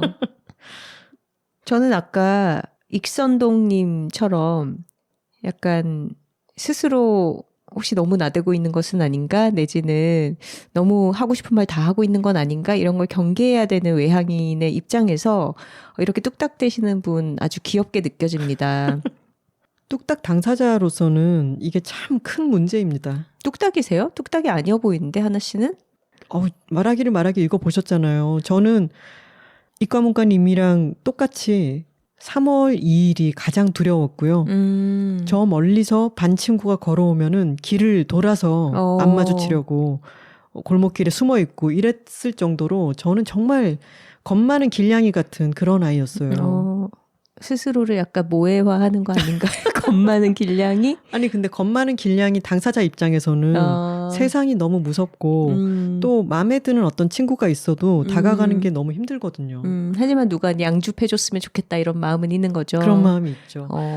그것에 대한 이야기는 제가 말하기 책에 써두었습니다. 그리고 그랬던 사람이 어떻게 많은 사람들 앞에서 마이크를 잡고 이야기를 하는 데까지 오게 되었는가. 일주일에 한 번씩 너무 많은 말을 하며 팟캐스트를 이렇게 만들게 되었는가 하는 이야기도 써두었으니까 참고가 될 것 같고요. 또 한 권 더 추천을 드리자면은 몇 번 얘기했던 적이 있는 것 같은데 내향인의 바이블, 수전 케인의 콰이어트를 읽어보시면 큰 도움이 될 겁니다. 내향인들은 이런 얘기가 나오거든요. 다른 사람의 입장, 다른 사람이 나를 보는 시선 같은 걸로 잘 이게 넘어가 버리는 거예요. 나 스스로 다른 책에서 읽었던 건가? 예민함이라는 무기라고 하는 책에서 읽었던 건가? 너무 많이 읽었어. 내향인에 관한 책을 자기 성찰을 많이 한 편이야. 그래서 타인과 나와의 경계짓기 같은 게 잘 안 되는 경우들이 많다는 거예요. 순간적으로 저 사람 입장에서 빙의해서 생각을 해버리는 거죠. 선우 씨가 얼마 전에 저한테 그랬잖아요. 제가 아유 저 사람 비 오는데 저렇게 가면 힘들겠다. 아유 저 아이는 땡볕에 저렇게 걸어가서 얼마나 힘들까. 이런 얘기를 저는 아무 생각 없이 했는데 선우 씨는 김하나 생각해보니까 김하나가 가장 많이 하는 말은 아유 저 사람 힘들겠다라고. 정말 많이 하죠. 세상 온갖 사람들이 다 힘들겠다고 걱정을 하는 거예요. 저는 제가 그거를 몰랐어요. 어떻게 모를 수가 있지? 그래서 그 뒤로 아유 아유 내가 또 그러네. 하루에 10번 이상 하는 것 같아. 그렇게 빙의를 많이 합니다. 근데 그것을 선우 씨처럼 이런 얘기를 들었을 때 아유 내가 또 그랬네라고 생각하면서 조금 조절하는 것도 필요해요. 왜냐하면 순간순간 그렇게 다른 사람의 힘듦에 감정이입을 하는 게 내 에너지를 또 쓰는 일이거든요. 그러니까 이게 되게 신기한 것 같아. 그러니까 공감 능력이 너무 뛰어나기 때문에 다른 사람의 입장에서 계속 나를 바라봐서 뚝딱거리게 된다라는 거잖아요. 근데 외향인으로서는 그런 식의 관점은 없는 것 같아. 내가 세상을 바라보고 내가 외부적인 자극에 대해서 어떻게 행동하는가 이게 먼저 오기 때문에 좀 그게 어떻게 보면 좀 둔감하다고도 할 수 있을 것 같고 약간은 뻔뻔할지언정 스스로는 좀 편안해지는 부분이 분명히 있는 것 같네요. 당사자성을 가진 제가 말씀을 드리자면은 저는 노력을 많이 했어요. 왜냐하면 달라지려고? 네. 그게 너무 힘들었거든요. 어디 모르는 사람, 낯선 장소에 가 있을 때 그게 이제 매우 예민하기 때문에 벌어지는 일인데 읽었던 것들을 계속 얘기하게 되네요. HSP라고 하는 개념이 있습니다. Highly Sensitive Person이라고 하는 말의 약어인데 매우 예민한 사람이네. 그렇죠. 이런 사람들이 인구의 10% 정도 된다고 해요. 그래서 배도 차가울 것 같아 이 사람들. 배찬이 아니야? 배찬이 씨라면은 이과문과님 러브핑코 배워머를 착용하시는 게 도움이 되고요. 이 얘기를 못 들으신 분들은 또 이게 무슨 말인가 싶으실 텐데 매우 예민한 사람들이 배가 차지는 경우가 많이 있다고 합니다. 매우 예민한 사람들을 위한 책도 있잖아요. 우리나라 국내 도서 중에. 그런 책들을 몇 권을 읽어보세요. 그러면 내가 어떨 때 에너지가 많이 쓰이고 그 에너지를 보존하려면 어떻게 해야 되고 내가 써버린 에너지를 다시 보충하려면은 나는 어떤 게 유리한 사람인가에 대한 힌트를 많이 얻을 수 있어요. 그러면 내가 그것에 대해서 파악을 하고 나면 내가 에너지를 어떤 곳에서는 아끼고 어떤 곳에서는 좀 쓸 수 있겠다라고 하는 감을 잡게 되는 거죠. 그러면서 조금씩 연습을 하세요. 먼저 말을 걸어보기도 하고 처음에는 그게 잘 안 되겠지만 제가 어떻게 말을 딴 사람에게 걸고 조금 더 다가가려고 노력을 했는지는 말하기에 쓰여 있어요. 근데 제가 어느 날 아직까지 생생히 기억이 나는 게 참여연대에서 하는 맥주 수업이 있었는데 그게 4강짜리였고 맨 마지막 날에는 다 같이 이제 맥주집에서 맥주를 마시면서 뒤풀이 겸 수업 마무리를 하는 그런 날이었거든요. 네. 근데 제가 친구 없이 그 수업이 바로 저희 집 앞에 있었기 때문에 혼자 궁금해서 이제 다닌 거였는데 제가 그 노력을 굉장히 많이 하고 있던 시기였어요. 그래서 맥주를 마시면서 2차 가면 따라가야지 이런 생각을 하고 있다가 순간 제가 흠칫한 거예요. 내가 2차를 자발적으로 가려고 하고 그러니까요. 있다니. 저는 회사에서 체육대회건 아니면 안 친한 다른 부서랑 회식을 하건 그러면은 죄송합니다 약속이 있어서 아니면 몸이 안 좋아서 이러면서 빠져나오기 십상이었고 제가 이렇게 아는 사람도 없고 단지 4번의 맥주 수업을 같이 들었을 뿐인 배경도 다 천차만별인 사람들 사이에 혼자 앉아서 같이 맥주를 마시면서 이런저런 이야기를 하면서 2차 가면 같이 이제 나도 가야지라고 생각하고 있다는 게 그 순간 내가 너무 발전했구나. 또 하나 크게 깨달은 건 뭐냐면 내가 편안하구나였어요. 그 노력의 결과로. 술 마셔서 그런 거 아니에요? 야. 좀 취한 거 아니야? 뭐 아니라고 할 수는 없겠지만 근데 그 뒤로는 그런 깨달음을 술의 힘을 빌어서건 아니건 간에 그런 깨달음을 얻고 나니까 나 또 이런 기쁨을 좀 누려보고 싶다 또는 이런 편안함을 좀 누려보고 싶다 이런 생각이 드니까 여행 가서도 뭐 서툰 영어로라도 말을 붙이고 도움도 받고 같이 한나절 같이 여행도 하고 이런 경험을 저에게 많이 준 거죠. 이거는 마치 내가 요새 근육 운동을 많이 하고 있으니까 좀 덜 지치네 하는 거랑 비슷한 거예요. 그래서 이과 문과님이 처음에 몇 번은 진짜 나는 안 되나 봐 이런 생각을 할 수도 있고 난 도저히 안 되겠다 생각해서 다시 또 에너지가 방전돼서 집에 누워있고 싶고 이럴 수도 있죠. 하지만 조금씩 연습을 하다 보면은 내가 그렇게 손을 먼저 내밀고 좀 다가가려고 하길 잘했다라고 느끼는 순간이 몇 번에 한 번씩은 찾아와요. 그러면 그건 아주 큰 보상이 될 거예요.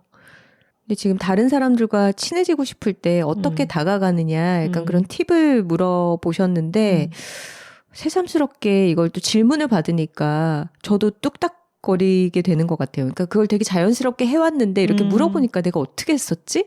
이런 식으로 좀 생각을 새삼스럽게 해보게 되는데 그냥 저는 누군가랑 친해지고 싶고 호감이 가면은 그냥 그 사람이 좋아하는 것에 대한 대화를 하는 것 같아요. 사람들이 자기가 좋아하는 거에 대해서 얘기를 할 때 가장 좀 경계심이 허물어지잖아요. 좋은 걸 좋다고 말하기로군요. 그리고 내가 좋아하는 거 얘기할 때 잘 들어주고 좀 맞장구 쳐주고 그것에 대해서 뭐 접점이 있다면 접점을 표현해주는 사람을 만날 때 되게 이 사람이랑은 잘 통한다 이런 생각이 들잖아요. 그러니까 일단 만약에 친해지고 싶은 사람이 있다면 그 사람을 조금 관찰을 해보고 그 사람과 내가 대화가 통할 만한 코드들 뭐 중에서 뭐 어떤 걸 좋아하는지 물어보면서 그것에 대한 좀 대화를 유도하고 뭐 그러다가 관심사가 맞으면 뭐 시간을 같이 보내는 계기 같은 걸 만들 수도 있겠죠. 만약에 그 사람이 뭐 그림을 좋아하면 같이 전시를 보러 갈 수도 있고 뭐 영화를 좋아하면 영화를 같이 볼 수도 있고 반려동물이 있다면 뭐 나도 강아지 좋아하는데 산책할 때 불러줘라든가 뭐 이런 식으로 친밀감을 형성할 수 있지 않을까요? 네. 근데 이것도 너무 생각하고 하면 뚝딱거리게 된다 사람이. 맞아요. 너무 생각하지 마세요. 근데 선우 씨는 본능적으로 그게 되는 사람이고 생각을 별로 안 하니까. 이과문과님도 너무 그렇게 생각하시기보다는 상대의 어떤 점에 나도 관심을 보여야지 이런 식으로 생각하면 사실 뭐가 되기가 어렵죠.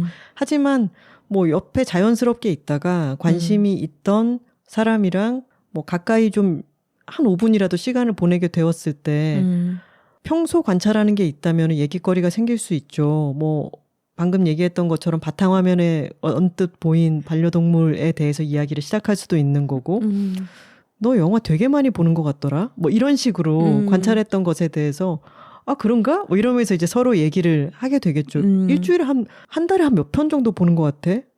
글쎄 OTT도 포함이야? 뭐 이러면서 이제 얘기가 전개가 되겠죠. 근데 만약에 이 사람이 영화에 대해서 전혀 관심이 없다면 이거 헛다리 질문이 되겠죠. 관찰 이후에 이야기거리가 생기는 건 맞는 것 같습니다. 그리고 약간 저 사람에게 내가 어떻게 보일까 하는 생각을 조금 그냥 내려놓고 자신을 좀 풀어놔 보셨으면 좋겠어요. 사람이 자신을 푸는 거는 뚝딱이들은 안 돼요. 안 되는 거예요? 뚝딱이들은 안 불가능이야? 되고요. 그러니까 노래 잘하는 사람이 이게 안 돼? 이러면서 막 노래하는 거랑 비슷한 거죠. 근데 중요한 것은 상대에게 관심이 있으면 궁금한 게 생겨요. 그 궁금한 것에 대해서 상대가 이야기를 하면 자연스럽게 귀를 쫑긋하고 잘 듣게 돼요. 그러면은 그 상대는 내 이야기를 잘 들어주나라고 하는 신호를 받게 되는 맞아. 거죠. 그러니까 얘가 관심이 가질 만한 것을 질문해야지가 아니라 내가 관심 가는 대상에게 내가 궁금한 것. 뭐 너는 집이 그쪽이니? 라든가 이거 아닌가? 그쪽이야 하고 끝날 수 있잖아 대화가. 이거는 모든 예문까지 우리가 만들어줄 수는 없는 예문이 거지만 좀 뚝딱거렸어. 상대를 관찰하고 내가 궁금해지는 것에 대해 물어본다. 그러니까 내가 나를 풀어놓는 게 어렵다면 상대방이 내 앞에서 풀어지게 만드는 거죠. 자, 다음 사연 소개해 보겠습니다. 저희가 인간관계 특집으로 하겠다라고 말씀드렸던 것은 그냥 고민 사연을 받아보면은 회사 관련한 이야기가 워낙 많아서 저희가 회사 생활 특집을 한번 했잖아요. 그래서 이번 특집을 인간관계로 하면은 저희가 생각한 것은 뭐 부모와의 문제, 물론 그런 이야기도 있었죠. 친구 관계, 연인 관계, 옛날이었으면 뭐 고부 갈등 이런 것도 있었을 수 있죠. 부부 관계, 이런 사연들이 주가 되지 않을까 싶었는데 놀랍게도 회사 안에서의 인간관계 때문에 스트레스를 받는 분들이 정말 많았습니다. 사실 그럴 수밖에 없을 것 같은 게 우리가 부모님이랑 시간을 보내는 것보다 회사를 다니면 회사 사람들이랑 보내는 시간이 제일 많지 않아요? 하루 중에? 맞아요. 막 8시간, 10시간 붙어 있으니까. 부모님과 함께 어떤 프로젝트를 막 업무를 나눠서 진행하고 이러지는 않죠. 그렇죠. 자, 그러면 회사 안에서의 인간관계에 대해서 고민하시는 분들의 사연이 여러 들어와 있는데 그중에서 소개를 해보겠습니다. 저희가 이제 익자로 시작하는 단어를 만들다 그러니까 미천이 떨어진 것 같아요. 그래서 회사 안에서의 사연이기 때문에 이번에는 익명의 톡토로께 직위를 부여해서 대리님으로 임명하겠습니다. 익대리님. 더 높을 수도 있겠지만 직급이 익대리님으로 부르겠습니다. 네. 안녕하세요. 저는 서울에서 다양한 일을 겸하며 살아가고 있는 엔잡러, 서울 사는 익대리입니다. 인간관계라고 하니 올해 상반기에 저를 어렵게 했던 회사 내의 인간관계가 떠올라 호로록 글을 적어봅니다. 인간관계는 늘 어려운 영역이지만 그래도 항상 적당한 거리를 유지하며 상호 간에 적당한 마음을 주고받고 느슨하게 지탱하는 관계를 맺으며 비교적 안전하고 단단하게 지내왔던 것 같아요. 이 일을 겪기 전까지는요. 저는 작은 스타트업 IT 계열 회사에서 일하고 있습니다. 늘 인적 리소스가 부족하여 새로운 사람이 들어오는 일이 정말 중요하고 소중한데요. 이름하여 제가 신앙 빌런이라고 이름 붙인 그자는 수습기간 동안인 3개월은 아주 정상적이고 의욕적이며 싹싹한 노동자로 보였어요. 조금 선의 없이 거리를 좁혀온다는 생각은 들었지만 그저 성격 좋고 수더분하며 신앙심이 아주 깊은 청년이라고만 생각했습니다. 게다가 요즘 사람 뽑기가 어려워 들어와도 며칠 일하고 나가거나 첫 출근 다음 날 갑자기 잠수 타는 사태 등 다양한 추노 행태가 늘자 저희는 신규 입사자 분에게 최대한의 친절과 선의를 베푸는 추노 방지회를 발족하기까지 했네요. 작은 회사의 특성상 자기 포지션 외에 다양한 일을 할 수밖에 없어요. 그 친구에게 부가적인 업무가 늘고 일에 대한 부정적인 피드백이 늘었던 그 시점부터 점차 그가 흑화되기 시작했던 것 같습니다. 타 부서 리더와 싸우거나 다른 사람들과 부딪히는 일이 잦았고 사무실 내에서 큰 소리를 내게 하는 일도 생겼어요. 저는 여러 일을 하기에 일과 일상의 밸런스가 중요하고 이 회사에 몸담고 있는 이유 중 큰 지분은 평화롭고 자율적이라는 점이었는데 그의 등장으로 회사 생활의 품격에 금이 가기 시작했습니다. 그 친구를 어르고 달래며 선의의 마음으로 여러 조언을 했어요. 겉으로는 싹싹한 데다가 예의 바르고 선한 친구 같아 업무에 대한 욕심과 의지가 너무 강한 탓이라고 여기며 잘 지내보려 했지요. 하지만 시간이 지나면 지날수록 그가 만들어낸 잦은 불화에 사무실 내에는 긴장감이 감돌았어요. 결국 그는 권고사직으로 퇴사하게 됐는데요. 그가 퇴사한 후에 뒤처리를 하면서 엄청난 업무 오류에 기함했습니다. 나중에 회고하니 융통성이 없고 자존심이 강해 도움을 요청하거나 원활히 협업하지 않으며 고집이 매우 강한 스타일이었습니다. 마지막 출근 날 팀 내에서 유일하게 저만 슬랙에 그에게 인사를 남겼더군요. 그마저도 답변을 듣지 못했지만요. 참고로 그는 상사분들에게 몇십 년 만에 처음 보는 신유형 빌런이라는 평을 들었습니다. 아마 그가 권고사직으로 퇴사하지 않았더라면 추후엔 업무상의 과실들을 이유로 해고 통지를 받지 않았을까 싶네요. 권고사직이었기 때문에 사측에서는 소정의 위로비를 주기로 협의했던 모양입니다. 하지만 퇴사 후 일주일 정도 후에 대표님에게 그가 연락을 했대요. 그 위로금을 받지 않겠다면서요. 그가 사랑하는 하나님에게로 메시지를 들었대요. 그 돈은 너의 몫이 아니라면서요. 그 후 한 달 정도 지난 즈음 신나는 퇴근길에 저는 그로부터 장문의 문자를 받게 되는데요. 구구절절 감사와 사과와 축복이 담긴 마치 회계문 같은 편지였어요. 쉬면서 몸과 마음의 여유를 찾자 홀로 회개까지 한 모양입니다. 저에게 자기가 사랑하는 하나님의 축복까지 빌어주면서요. 저는 카톨릭이고 그는 기독교라 제가 사랑하는 하느님과 다른 하나님인가 봅니다. 저는 사실 불안 강박 증세가 강한 우울증 환자로 약을 복용한 지 반년이 넘어갑니다. 그의 수많은 과실을 메우느라 올 한 해의 1분기가 어떻게 지나간지 모르겠어요. 삶의 균형을 위해 복가치지 않는다는 저희 기준이 완전히 붕괴됐지요. 이렇게 일머리는 없으나 일을 잘하고 싶고 도움을 청하고 싶지는 않고 누구에게나 좋은 사람이고 싶고 회사에서 중요한 롤도 맡고 싶은 하지만 메타인지가 전혀 되지 않는 이 친구의 태도에 화가 납니다. 인간은 복합적인 존재고 누구나 어느 한쪽으론 아프며 완벽하지 않다 하며 스스로를 달래보지만 그라데이션으로 분노가 치밀어요. 그리고 선한 태도를 가장한 채로 결국은 주변 사람에게 피해를 끼치는 기만적인 태도가 참 불편합니다. 한편으로는 이 친구 정신적으로 아픈 게 아닐까라는 걱정도 들고요. 근데 그렇다면 지만 아픈가요? 저도 아픕니다. 다양한 일을 하면서 정말 제정신 아닌 것 같은 다양성을 갖춘 빌런을 종종 만나는데요. 회사의 어떤 분이 말씀하셨죠. 사람을 덜 만나고 덜 대하는 게 복지다. 어떤 면에서는 맞는 말인 것 같아요. 사람으로 위로받을 때도 많지만 때로는 제 심신을 지치게 만드는 사람이 너무 많습니다. 이럴 때 어떻게 하면 더 단단히 스스로를 지킬 수 있을까요? 피할 수 없는 일로 만나는 빌런으로부터 타격을 덜 받는 법. 긴 기간 회사 생활을 하셨던 두 분의 고견이 궁금합니다. 오늘도 여러 사람 사이에서 치이지만 내적 평화와 복가치즘에서 벗어나기 위해 부단히 애쓰고 있는 노동자분들을 응원합니다. 두 분도 심신 건강 잘 챙기시기를 바라며 이상입니다. 하셨네요. 회사에서 인간관계 때문에 스트레스를 받는 게 참 더더욱 힘듭니다.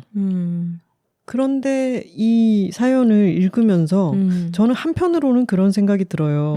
왜 이 회사에서 새로 들어오는 신입사원들은 그렇게 며칠 또는 첫 출근 다음 날 갑자기 잠수 타는 식으로 여기선 이제 추노 행태라고 하시고 추노 방지회를 발족하기까지 했다라고 하시는데 이 추노 방지회가 하는 일은 최대한의 친절과 선의를 베푸는 것이다. 근데 저는 추노라는 게 그러니까는 노비들이 도망가면 잡으러 가는 그거를 추노꾼이라고 하죠.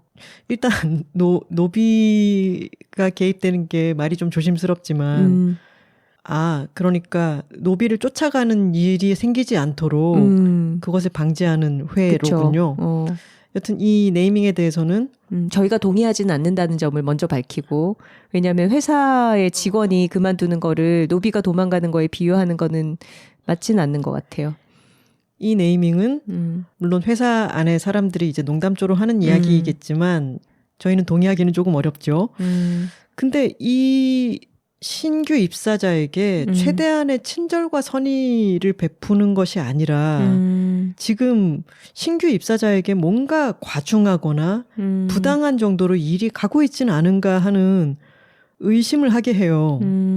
그러지 않고서야 여러 면접도 통과해서 여기에 새로운 마음으로 의욕을 가지고 일을 하러 오는 사람들이 왜 매번 그렇게 족족 그만둘까요?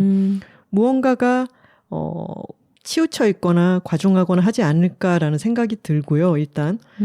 하지만 지금 익대리님께서는 이 회사에 다니는 게 가장 좋은 점이 평화롭고 자율적이다. 회사 생활의 품격에 이 사람의 등장으로 금이 가기 시작했다라고 하셨는데 제 느낌으로는 익대리님의 회사 생활과 그 신앙빌런님의 회사 생활은 아마도 많이 달랐을 거예요. 그렇다는 것은 지금 회사의 업무 분장 시스템에 문제가 있다는 것이고 이걸 근본적으로 개혁하지 않으면은 새로 들어오는 사람들은 과중한 스트레스, 저희가 정확히 뭔지는 모르겠지만 그에 시달리고 그걸 어떻게든 잘해보고 좋은 사람이 되고자 노력하는 만큼 붕괴되기가 쉬운 것 같아요. 이 대리님도 그렇게 썼죠. 작은 회사의 특성상 이제 자기 포지션 외에도 다양한 일을 할 수밖에 없고 그 빌런이라는 신입사원에게도 부가적인 업무가 많이 늘었다라고 하셔서 뭐 업무가 과중되어서 이제 힘들어했구나 이런 게 짐작이 되고 근데 저는 이런 말씀을 드려보고 싶어요. 그러니까 수습 기간 3개월 있다가 그 뒤로 얼마나 일을 했는지 정확하게 쓰진 않았지만 아주 길게 일한 것 같진 않잖아요. 그렇죠? 이 빌런이라는 분이. 물론 이 사람이 그만두고 나서 남겨둔 여러 가지 오류가 발생한 업무들을 뒤치다꺼리를 하시느라고 지금 익 대리님이 굉장히 지쳐 있고 그러면서 인간 자체에 대한 어떤 타격감을 느끼고 계신 상황인데 사실은 누군가를 미워하고 싫어하는데도 에너지가 진짜 많이 들거든요. 맞아요. 근데 나랑 몇 달 같이 일하다가 회사를 떠난 사람이야. 그러면 저는 마음을 좀 안 쓰셨으면 좋겠어요. 왜냐하면 이제 볼 일이 없어요. 내 인생에서 그냥 스쳐 지나가고 이제는 다시 만날 일이 없는 사람이에요. 근데 지금 되게 마음이 힘드신 이유는 이 대리님이 일하느라 그런 거잖아요. 왜냐하면 이 사람이 망쳐놓고 갔으니까. 내가 그걸 수습하고 있으니까. 근데 그거는 이 사람에 대해서 원망의 마음으로 풀 것이 아니라 회사 안에서 내가 이 사람의 업무들을 지금 맡아서 뒤치다꺼리 하면서 이렇게 힘들다라는 걸 상사들한테 어필을 해야 되는 부분이에요. 그리고 지금 메일 내용에 보면은 이 상사분들도 몇십 년 만에 처음 보는 신유형 빌런이라고 평가를 했대잖아요. 그럼 회사 안에서 이 사람의 악명이 자자할 거란 말이에요. 그러면은 이 대리님이 이것에 대해서 조금 더 공적으로든 사적으로든 공식적으로 이게 언급이 안 될지라도 뭐 본인의 팀장 아니면 본인이 같이 일하는 뭐 옆팀 리더 뭐 이런 사람들한테 내가 그 빌런 뒷수습을 하느라 지금 굉장히 힘들고 이런 것들을 많이 쳐내고 있다라는 거를 언급을 하거나 어필하거나 하면서 약간의 더 긍정적인 피드백과 성과로 가져오는 방식으로 해소를 해야지 이 지나간 사람에 대해서 반추하고 곱씹고 왜 그랬을까를 생각하고 하는 거는 일절 도움이 안 됩니다. 지나간 사람이라는 게 정확하고 그리고 여기에 대해서 더 에너지를 쓰지 않는 것도 맞아요. 근데 저도요. 회사를 그만두고 나서 정말 오랫동안 회사에서 나를 힘들게 했던 또는 나랑 정말 맞지 않았던 사람에 대한 생각이 끈덕지게 따라 붙더라고요.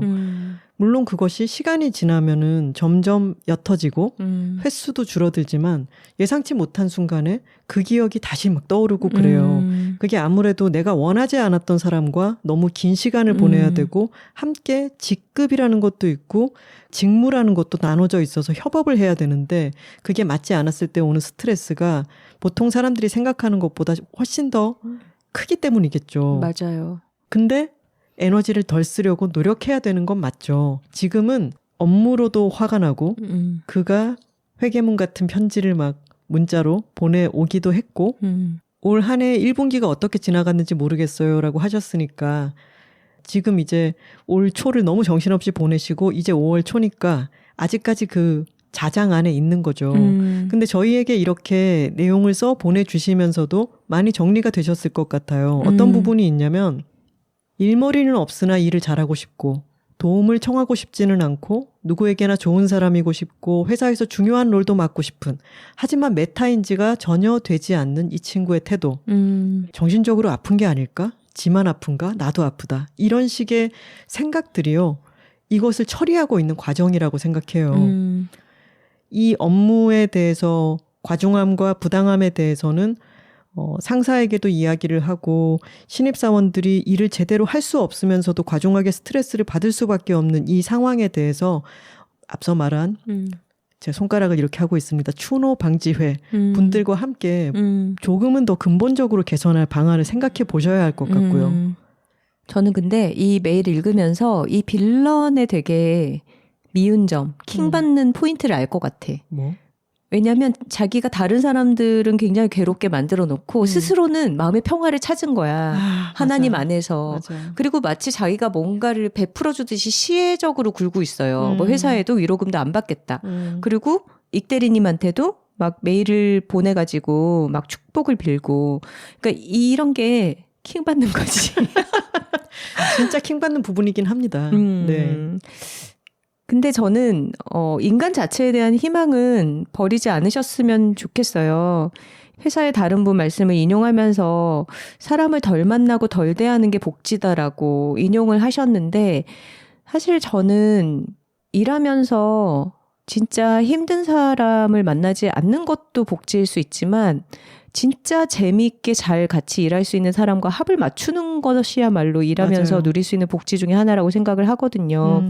근데 사실 이게 어느 한쪽만 있진 않죠.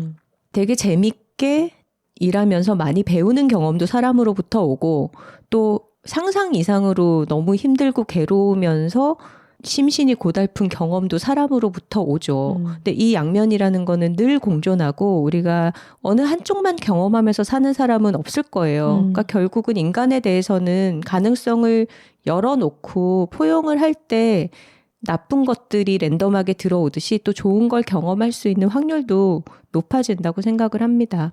평화롭고 자율적이고 품격이 있는 일 환경도 좋겠지만 이것을 계속 유지하는 것은 거의 불가능한 일이기도 하죠.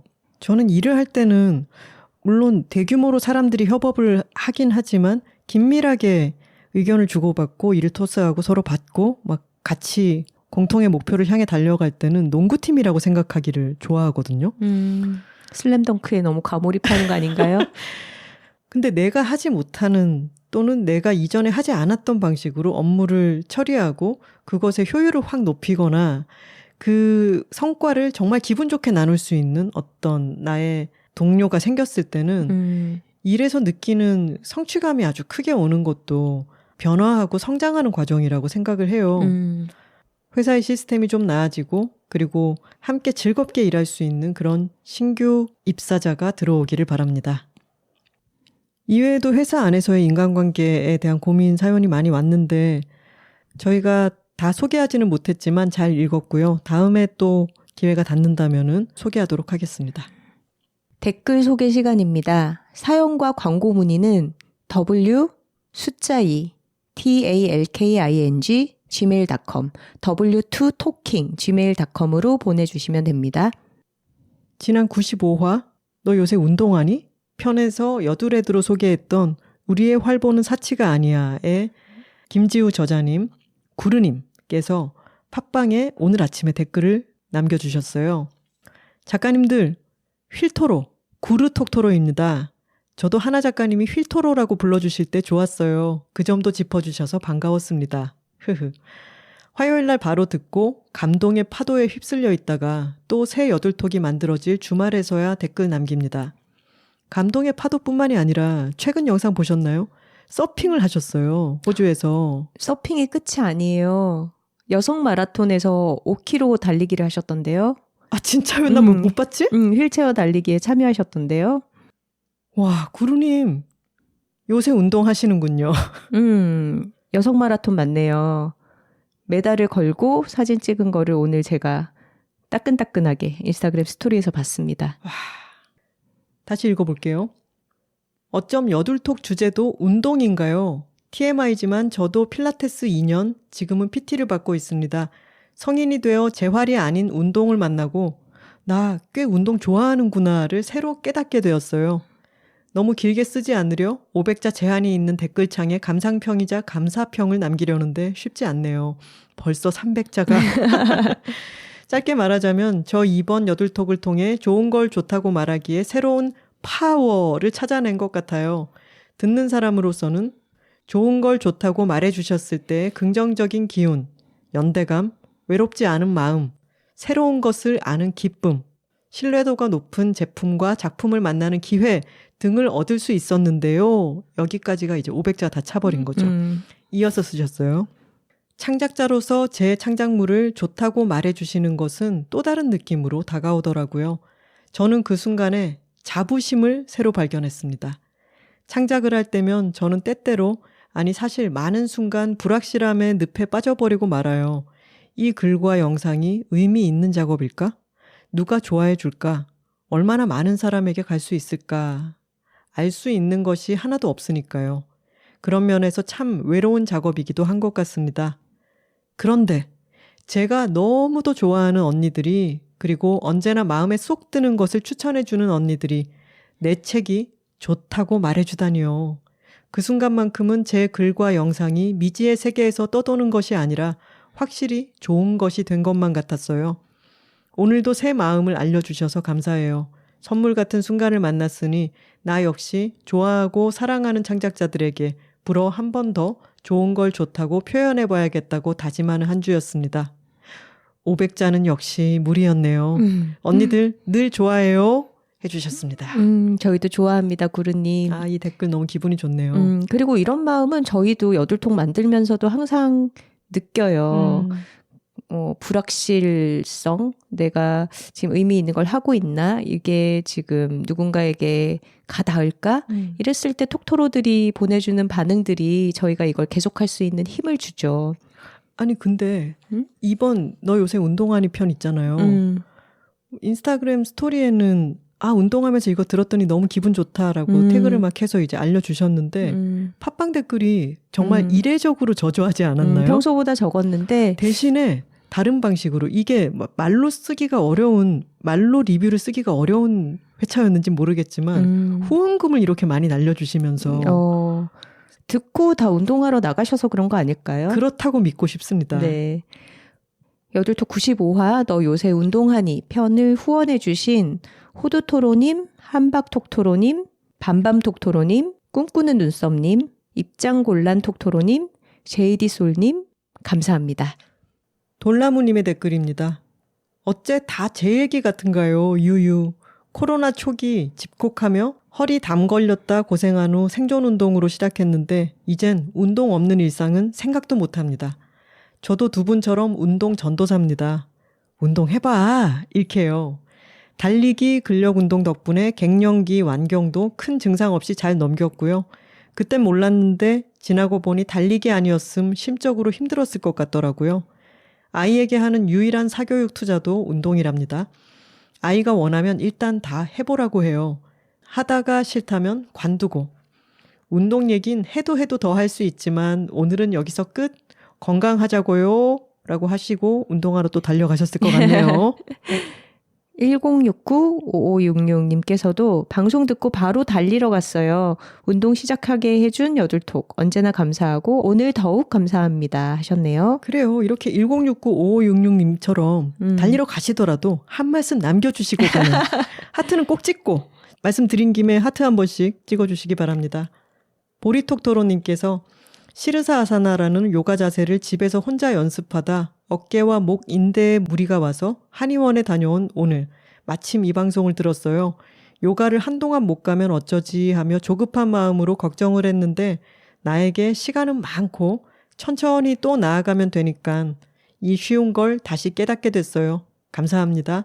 천천히 나만의 운동 여정을 위해 파워.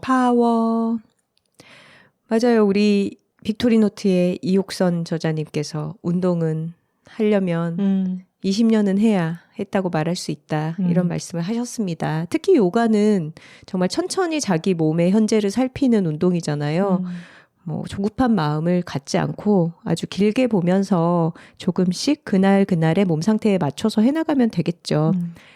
루시 대전님께서 장애인 상담소에 있습니다. 알려주신 책 많은 분들이 보시면 좋을 것 같습니다. 하셨네요. 우리의 활보는 사치가 아니야. 여둘애들을 들으시고 좋은 책 같다고 말씀을 해주셨고 정말 뭐 장애인 비장애인을 떠나서 많은 사람들이 읽으면 좋은 영향을 받을 수 있는 그런 인터뷰집입니다. 네, 고맙습니다. 너 요새 운동하니? 에 대한 대답으로 메일 제목을 네, 요즘 운동해요. 저희는 반말로 물었는데 죄송합니다. 안녕하세요 언니들. 가끔 댓글성 이메일을 보내는 엔토로입니다. 저 요즘 운동해요. 언니들 말에 크게 공감되는 부분이 운동을 하기 위해 운동을 해야 한다는 것이었어요. 제가 올해 2024년을 1월부터 자격증 공부로 시작해서 정신적으로도 신체적으로도 급격하게 피폐해졌었어요. 그러던 중 둥글둥글하게 부종이 차오르는 몸을 보고 충격받아 인간적으로 살아보자는 의지로 요가를 시작했어요. 유튜브 보면서 1시간씩. 처음에는 꾸역꾸역 했는데 하다 보니 깊게 들이마셨다 뱉어내는 요가 호흡을 통해 스트레스가 풀리는 걸 느꼈어요. 점점 신체 관리 목적이 아닌 멘탈 관리 목적으로 하게 됐고 9시에서 5시 업무가 끝나고 저녁 공부 시간이 되면 혼자만의 약속인 밤 10시 요가 시간이 기다려질 정도가 되더라고요. 그렇게 요가를 3개월 정도 꾸준히 했는데 급격한 변화는 없었어요. 그래도 괜찮았던 게 신체의 치수나 능력에 관한 목표가 있었던 게 아니었고 시험 때문에 스트레스가 극심하던 중에 정서적 안정을 찾을 수 있는 장치가 되어줘서 꾸준히 했던 것이라 그것만으로도 그 3개월이 참 좋았던 것 같아요. 그러다가 4월 초 남편과 함께 일주일 휴가를 가지게 되었는데 여행 일정 없이 집에서 쉬기로 했고 그 주간에 남편의 권유로 하루의 시작을 20분 조깅으로 하게 됐어요. 배경을 조금 설명드리자면 전직 트레이너인 남편은 운동을 아주 중요하게 생각하는데 특히 같이 달리는 걸 좋아해요. 제가 이 남자를 알아온 긴 시간 동안 저희가 같이 달리기를 시도한 게 한두 번이 아니에요. 근데 제가 달리는 걸 얼마나 안 좋아했냐면 어떤 때는 같이 달리다가 달리고 있는 그 자체가 너무 싫어서 갑자기 빽 하고 울었던 때도 여러 번 있었을 정도예요. 그런데 휴가 기간에 달리기를 하자니 너무 싫은 거 있죠. 근데 이 사람도 휴가를 휴가답게 보내려면 나도 어느 정도 기분을 맞춰줘야겠다 싶은 마음에 알았다고 했어요. 3월 중순에 시험이 끝났던 데다가 함께 보낼 일주일 휴가는 앞뒤 주말까지 끼면 9일의 시간이었거든요. 그 기간 동안 어떤 계획도 없었던 저는 남는 게 시간인데 하루 이틀 해보지도 않고 싫다고 하기는 조금 미안했던 것 같아요. 그렇게 첫날 20분을 러닝머신 위에서 뛰는데 제가 그 시간을 넉넉히 버텨내더라고요. 조깅 수준이었긴 하지만 20분을 쉬지 않고 뛸 능력이 된다는 것이 너무 놀라웠고 기분이 정말 좋더라고요. 달린다는 행위는 제가 정말 싫어하던 운동인데 뛰다가 울던 때랑은 완전히 다른 감정으로 즐겁게 해낼 수 있다는 게 너무 신기했어요. 그래서 하루 이틀 같이 하는 척만 하다가 안 하려던 계획을 철수하고 본격적으로 제 하루 루틴에 조깅을 과감히 넣었답니다. 도대체 뭐가 달라진 걸까 하고 뒤돌아보니 제가 지난 3달 동안 요가를 꾸준히 한 것밖에 없었어요. 시험 때문에 다른 무언가를 할 여유도 없었고요. 하루 종일 앉아 있었으니까요. 멘탈 관리 때문에 한 운동이 제게 20분을 달릴 수 있는 체력을 준 것이었어요. 그냥 스트레칭 강도의 요가였을 뿐인데도 제 몸은 지난 3개월 동안 많이 튼튼해졌더라고요. 운동하기 위해서 운동을 한 건 아니었지만 운동이 또 다른 운동을 하도록 도와준 거죠. 그리고 무엇이 나를 매일 요가를 하게 했을까? 이건 어렵지 않더라고요. 그 시간이 제게 즐거웠기 때문이었어요. 오늘이 4월 말일인데 4월 한 달 동안 20일 이상은 꾸준히 달린 것 같아요. 와, 대단하시다. 그러게요. 일수를 세지 않아서 정확히는 모르겠어요. 앞으로도 꾸준히 뛰려고 생각하고 있어요. 매일 하겠다 이런 거창한 목표는 세우지 않을 거예요. 제 목표는 아주 겸손해요. 한 번 뛸 때 최소 20분 그리고 최소 2km를 뛰는 것이에요. 그 다음 목표는 조금씩 달리는 거리를 늘리는 것이에요. 달리다가 빽 울어버렸던 저를 아는 사람이라면 달리기를 즐기고 목표까지 세우는 저를 상상이나 할 수 있었을까요? 저조차도 너무 놀라운 변화인걸요. 사람은 변하는 것 같아요. 그래서 늘 제 자신을 조금은 불편하게 만들기를 주저하지 않으며 삶의 스펙트럼을 넓히고 싶어요. 저는 운동에 관해서는 제 자신을 볶아칠 만큼의 욕심은 또 없는 사람이라 그냥 지금처럼 조금씩 다양한 운동을 즐길 수 있으면 좋겠다는 바람입니다. 언니들이 운동 주제로 이야기를 꺼내주신 덕분에 요즘에 저의 즐거운 마음을 나눌 수 있었네요. 너무 감사합니다. 이상입니다. 엔토로 드림. 와, 지금 이 엔토로님의 즐거운 마음을 또 공유하시는 분이 이 전직 트레이너인 남편분일 것 같아요. 맞아요. 같이 뛰자고 했을 때 울어버리다가 이제 조금씩 20일 연속으로 달리기를 하고 목표까지 세우고 있는 걸 보면서 굉장히 기분 좋아하고 계실 것 같습니다. 그리고 저희도 마찬가지고요. 이게 스스로의 즐거움을 위해서 운동을 시작했는데 그것이 못하던 운동을 할 수 있게 만들었잖아요. 근데 처음에 요가를 하신 것은 자발성의 영역이었지만 옆에서 아내가 울어버리더라도 또 한 번 하자고 강요를 하기도 하고 꼬드기기도 하는 남편이 미울 때도 있었겠죠. 하지만 이제는 그게 서로 상승 효과를 일으켜서 달리기라고 하는 즐거움이 인생에 찾아오게 되었으니까 모든 것은 서로 간에 주고받는 것인 것 같아요. 맞아요. 아까 우리가 고민 사연 얘기할 때 익스페리먼트 님이었나요? 인간관계에서는 조금씩 침범하면서 새로운 게 생겨난다고 했는데 사실 이게 침범이죠. 그렇죠. 달리기 하러 갈래? 울어버리는 아내에게지만 권해봤을 때 이런 변화가 일어난다는 거. 그리고 저희가 얘기했던 거는 운동을 하기 위해서도 체력이 어느 정도는 필요하다. 그러니까 너무 고갈된 상태에서는 먼저 제대로 된 휴식을 취하고 그 다음에 운동을 하면서 조금씩 더 활동 범위와 능력을 높여갈 수 있다 이런 얘기를 했었는데 바로 그런 사례를 보여주신 것 같고요. 그리고 운동에 관해서는 정말 볶아치는 것은 금물입니다. 왜냐하면 운동하다가 볶아치면 다칠 수 있거든요. 그러면 건강하자고 하는 일에서 더 많은 걸 잃어버릴 수도 있으니까 다들 정말 즐거울 정도로 조금씩 자기 운동의 어떤 범위와 역량을 높여가면서 하셨으면 좋겠습니다. 네. 똑같은 제목으로 네, 운동해요 라는 제목의 후기가 또 하나 도착을 해 있네요. 저는 미국 캘리포니아 콩코드에 살고 있는 40대 초 쌍둥이 육아맘 캘콩 톡토로입니다. 이번 주 95화 너 요즘 운동하니? 제목을 보고서 네, 운동해요 라고 답하며 지인들에게 링크를 보내주면서 내 이야기라며 톡권을 하였답니다. 저는 작년 이맘때쯤 유방암을 진단받고 여름 동안 수술 3차례 그리고 가을에는 방사선 치료를 받았습니다. 그러는 동안 성인이 된 이후에 최저 몸무게를 찌고 원래 없던 체력도 바닥이 났어요. 잘 먹고 잘 자고를 최우선으로 두고 일상 컨디션으로 돌아온 후 건강한 나, 생활체육인이 되는 것을 목표로 두고 월수금 주 3회 헬스장에서 근력 운동과 매일 요가를 실천하고 있습니다. 하나선우 작가님께서 여러 가지 운동을 시도해보고 자기에게 맞는 것을 찾아가야 한다고 하셨는데 너무 동의해요. 각자가 좋아하는 운동이 따로 있는 것 같아요. 저에게 요가는 유연성 증진의 목적도 있지만 명상하며 마음을 비워내는 것이 좋아 매일 하려고 한답니다. 요가는 저희 멘탈 챙김이입니다. 운동을 한 지 오늘로 67일이 되었어요. 저는 날짜 세는 것을 좋아한답니다. 이렇게 쌓인 것이 아까워서 오늘도 하게 되는 동기가 되는 것 같아요.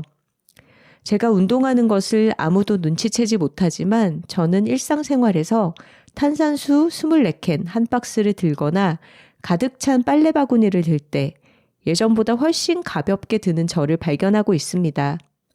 오후가 되면 점점 떨어지는 체력으로 아이들과 남편에게 날카로웠던 제가 너그러워진 것을 발견합니다. 이렇게 빠르게 운동의 효과를 볼 수 있다는 게 신기하답니다. 유방암 진단을 받고 의사 선생님께 아직 젊어서 앞으로 다시 암이 찾아올 수 있다는 말을 들으면서 그동안 나이가 꽤나 들었다고 생각했더니 암에서는 40이 참 어린 나이라 다시 걸릴 확률이 높은 나이구나. 나이는 그저 숫자일 뿐이고 저는 제 인생에서 가장 열심히 운동하고 가장 건강하게 행복하게 지내고 있습니다. 다시 암이 찾아온다 해도 처음보다 더 가뿐하게 이겨낼 거라는 자신감이 생겼어요. 정기검진 잘 받고 빠르게 발견하고 치료하면 되지요. 아이들이 태어난 후로 좋은 건 아이들 입에다 다 넣어주게 되는 저였답니다. 암 진단을 받고 내가 건강하고 내가 살아야 우리 아이들도 지킬 수 있는 것이라는 걸 크게 깨닫고 이제 좋은 건 다 같이 나눠 먹고 있어요. 나를 최우선 순위에 두고 잘 먹고 잘 자고 운동하고 행복하게 나부터 잘하자를 실천하고 있습니다. 모든 톡토로가 자기를 최우선으로 두고 살아가시길 바라며 늘 좋은 말씀 해주시는 하나선우 작가님 늘 고맙습니다. 우리 모두 생활체육인이 되어요. 켈콩 톡토로 올림 하셨네요. 아이들에게 좋은 부모가 되려면은 건강하고 스스로 행복한 부모가 되는 게 가장 좋은 길인 것 같습니다. 맞아요. 오늘 이상하게 고민 사연 편이랑 또 연결되는 것 같은데 부모님의 노후를 걱정하면서 자신의 현재가 약간 잠식당하고 계신 익절 톡토로 님도 부모가 자식에게도 이런 마음으로 스스로를 먼저 챙겨야겠다고 생각하는 모습을 보면서 참고를 하시면 좋겠다 이런 생각이 들고요. 지금 켈콩톡토로님 운동 시작한 지 67일이 되셨다고 하는데 정말 2달하고 일주일 이 정도면 이렇게 꾸준하게 하면 몸에서 스스로 변화를 느낄 수 있는 시간인 것 같아요. 그리고 날짜 세는 걸 좋아한다고 하셨는데 이렇게 내가 며칠째 해오고 있다라는 게 정말 동기부여가 되죠. 제가 올해 하고 있는 동기부여의 방식을 하나 소개를 해드리자면 지난 95화에서 여러 번 인용했던 저희의 트레이너 선생님, 트레토로님이 그 센터에서 제작한 인력이 있어요. 그러니까 한 해에 날짜를 한 장의 달력으로 볼 수 있는 월별로 날짜가 쫙 작은 글씨로 써 있는 달력이 있는데 그거랑 같이 이제 스티커를 제작해서 선물로 주셨거든요. 네, 2개를 아래 위로 방문에 붙여놨어요. 그리고 하나는 운동을 한 날 거기 스티커를 붙이는 거예요. 그리고 또 하나는 술을 마신 날 스티커를 다른 색깔로 붙입니다. 그래서 2개의 달력에 내가 올해 들어서 운동한 날에는 파란 스티커, 술 마신 날에는 빨간 스티커 이렇게 붙어 있어서 한눈에 어느 쪽이 우세한지 볼 수 있는 거죠. 그래서 한 달이 지나면 내가 운동은 20일을 했고 술은 13일을 마셨구나 이런 식으로 비교를 해보는 거예요. 그렇게 하면서 그래도 운동한 날이 술 마신 날보다는 더 많도록 유지하는 게 저의 하나의 동기부여인 거죠. 그렇게 눈으로 그 양을 바로 볼 수 있게 하는 것은 참 좋은 동기부여 같아요. 또 다른 메일을 읽어보겠습니다. 나의 운동일지, 자기인식과 자기 긍정에 관하여. 언니들 안녕하세요. 레베카 카피에 대한 고찰건으로 메일 드렸던 갱토로입니다. 기억나요? 최고를 넘어선? 완벽을 넘어선 최고의 뮤지컬에 대한 이야기였죠. 맞다. 그 와중에 2번째 돌잔치에서 레베카 넘버는 완전 소름. 진짜 호통치는 것 같았어요. 함부로 드윈터 부인의 자리를 탐내지 않겠어요. 연휴의 시작을 결혼식 참석으로 스타트하고 언니들 방송을 들으며 본가로 향하던 와중에 이번 회차를 들으며 나도 운동일지로 글을 써보아야겠다라는 생각이 들었어요. 저는 언니들이 말씀하신 능지처참 운동, 필라테스를 반려운동으로 삼은 지 햇수로 4년차가 되어갑니다. 그렇다고 능수능란하진 않고 어제보다 1mm 더 숙일 수 있는 굼벵이 정도? 필라테스 하고 나서 직립보행하여 걸어갈 수 있는 정도입니다. 저희는 직립보행 좀 힘들었어요. 이것저것 기웃거려 보다가 정착한 운동인데 필라테스로 정착하게 된 이유를 생각하고 정리해봤어요. 첫째, 더울 땐 시원하게, 추울 땐 따뜻하게 할 수 있는 실내 운동. 특히나 황사, 미세먼지 등 호흡기 최약체이고 꽃가루 및 햇볕 알러지를 반려병으로 안고 사는 자에겐 실내 운동이 딱이더군요. 둘째, 안 쓰던 근육을 활용. 쓰던 근육만 쓰면 소위 근육이 짧아진다고 하잖아요. 선생님이 시키셔서 억지로 등 근육을 쓰다 보니 어깨가 펴지고 그래서 목이 덜 아프고 이런 긍정 연쇄작용을 경험할 수 있어서 좋습니다. 8시간 넘게 좀비처럼 쭈그려 앉아 있다가 고작 1시간 필라테스 하는 것이지만 이게 운동에 효과가 있을까 싶다가도 바른 자세로 1시간이라도 있어 보려고 시도했다고 올려치기 하고 정신 승리하게 만드는 원동력입니다. 셋째, 나에게만 집중. 다른 운동과는 다르게 나에게만 집중할 수 있어 좋습니다. 미하이 칙센트미하이의 말처럼 몰입이 해방이 되어 휴식을 주는 것 같달까요? 물론 능지처참의 부분도 이해가 갑니다. 진짜 저도 운동 가기 싫은데 이옥선 작가님 말씀처럼 일단 운동하는 장소에 저를 데려가야 한다고 생각해서 옷 갈아입고 차키 챙겨서 시동을 겁니다. 그러면 어떻게든 하게 되더라고요. 또 배꼽을 잠그고 같은 표현의 재미짐도 공감했습니다. 저의 웃음벨은 쇄골을 뽑아낸다고 생각하고입니다. 네, 그렇습니다. 어깨 펴라는 뜻입니다. 필라테스 선생님들이 공유하는 약간 그 표현 어떤 구문집이 있는 것 같지 않아요? 이 운동을 이 시간 동안 어찌저찌 하다 보니 자기 인식을 하게 되더라고요. 말인즉슨 내 신체 가이드를 할 수 있게 되었다는 것인데 가령 한발서기를 할 때 왼발로 설 때 유달리 힘이 잘 안 들어가서 병원을 가보니 왼쪽 자궁과 왼쪽 골반이 약하다는 걸 알게 되었다거나 상체 운동할 때 유달리 오른손 손목이 덜덜 떨리는 걸 보니 오른쪽이 왼쪽보다 약하구나라는 걸 알게 된 사실들이 그러합니다. 사람은 태어난 이래로 달아갈 수밖에 없는데 신체에 대한 자기 인식이 갖춰지니까 어떤 자세로 운동을 해야 무리가 가지 않고 대안으로 어떤 근육을 써야 하는지도 습득하게 됩니다. 이런 방식으로 조금 더 저를 사랑하는 방법을 커스터마이즈 할 수 있게 된 것 같아요. 또 자기 긍정은 예전이라면 날씬한 몸매를 원하십니까? 라는 광고 문구에 네! 했을 텐데 이제는 부럽긴 하지만 괜찮아요 라고 답변을 하게 됐다는 점입니다. 작가님들께서 공개방송 전 몸무게 피크를 찍었다고 말씀하셨는데 그게 사실은 잘 자고 잘 먹고 운동 열심히 해서 근육 붙어서 그런 것이다 라고 하셨잖아요. 제가 그렇습니다. 잘 자고 잘 챙겨 먹으려고 노력하고 일주일에 2-3번 이상 필라테스를 가고 이 단조롭지만 정직한 생활을 반복한 결과가 지금의 제 몸이라고 하면 전 이게 최적화된 상태라는 생각이 듭니다. 마냥 날씬할 수도 없고 날씬할 생각도 없습니다. 이 상태를 잘 지키고 싶다는 생각은 합니다. 예전엔 운동해도 살이 안 빠진다고 슬퍼했는데 요즘은 운동해서 이 정도고 살보다 근육이 중요하며 여자는 풍채라고 생각하고 삽니다. 자기 긍정이 낭낭하죠. 쓰다 보니 메일이 길어졌네요. 오늘 고속도로가 많이 막혔는지 내비게이션이 국도로 돌아가는 길을 알려주더라고요. 도대체 여기가 어딘지 모르겠지만 아무튼 알려주는 대로 열심히 갔는데 이런 녹음 가득한 길로 안내해 주었어요 하시면서 저희에게 여름을 선물한다며 파릇한 나뭇잎이 우거진 사진을 함께 보내주셨습니다. 고맙습니다. 강철호님. 네, 감사합니다. 진짜 자기 자신의 최적화된 상태를 찾아가는 어떤 여정이 바로 운동인 것 같아요. 사연 감사합니다. 메릴랜드에서 종종 소식 전해주시는 메릴톡토로님이 메일을 보내주셨네요.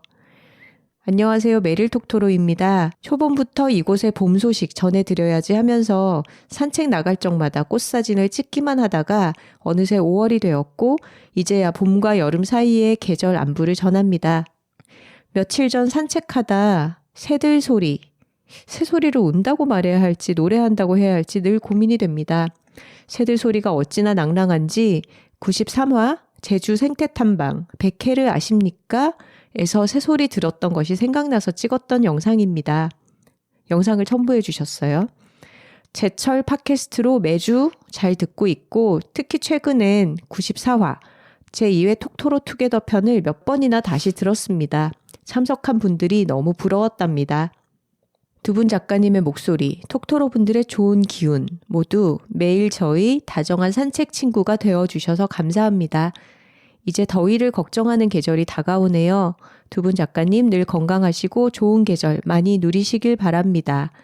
5월의 시작에 메릴 톡토로 드림 하셨어요. 그리고 영상을 이렇게 넣어주셨습니다. 자, 메릴랜드의 새소리를 들어보시겠습니다.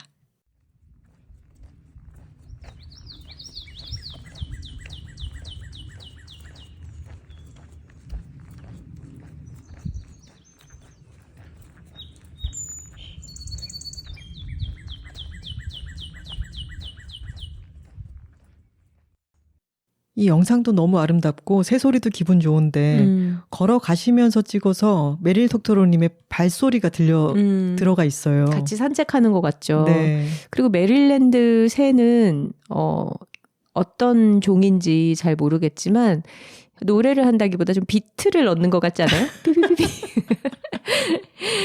영상 감사합니다. 고맙습니다. 좋은 걸 좋다고 말하기 여둘톡 96화는 톡토로들의 고민사연 인간관계 특집이었습니다. 톡토로 뒤에는 여둘톡이 있고 여둘톡 뒤에는 톡토로가 있습니다. 저희는 다음 주에 다른 주제로 돌아오겠습니다. 화요일입니다. 감사합니다.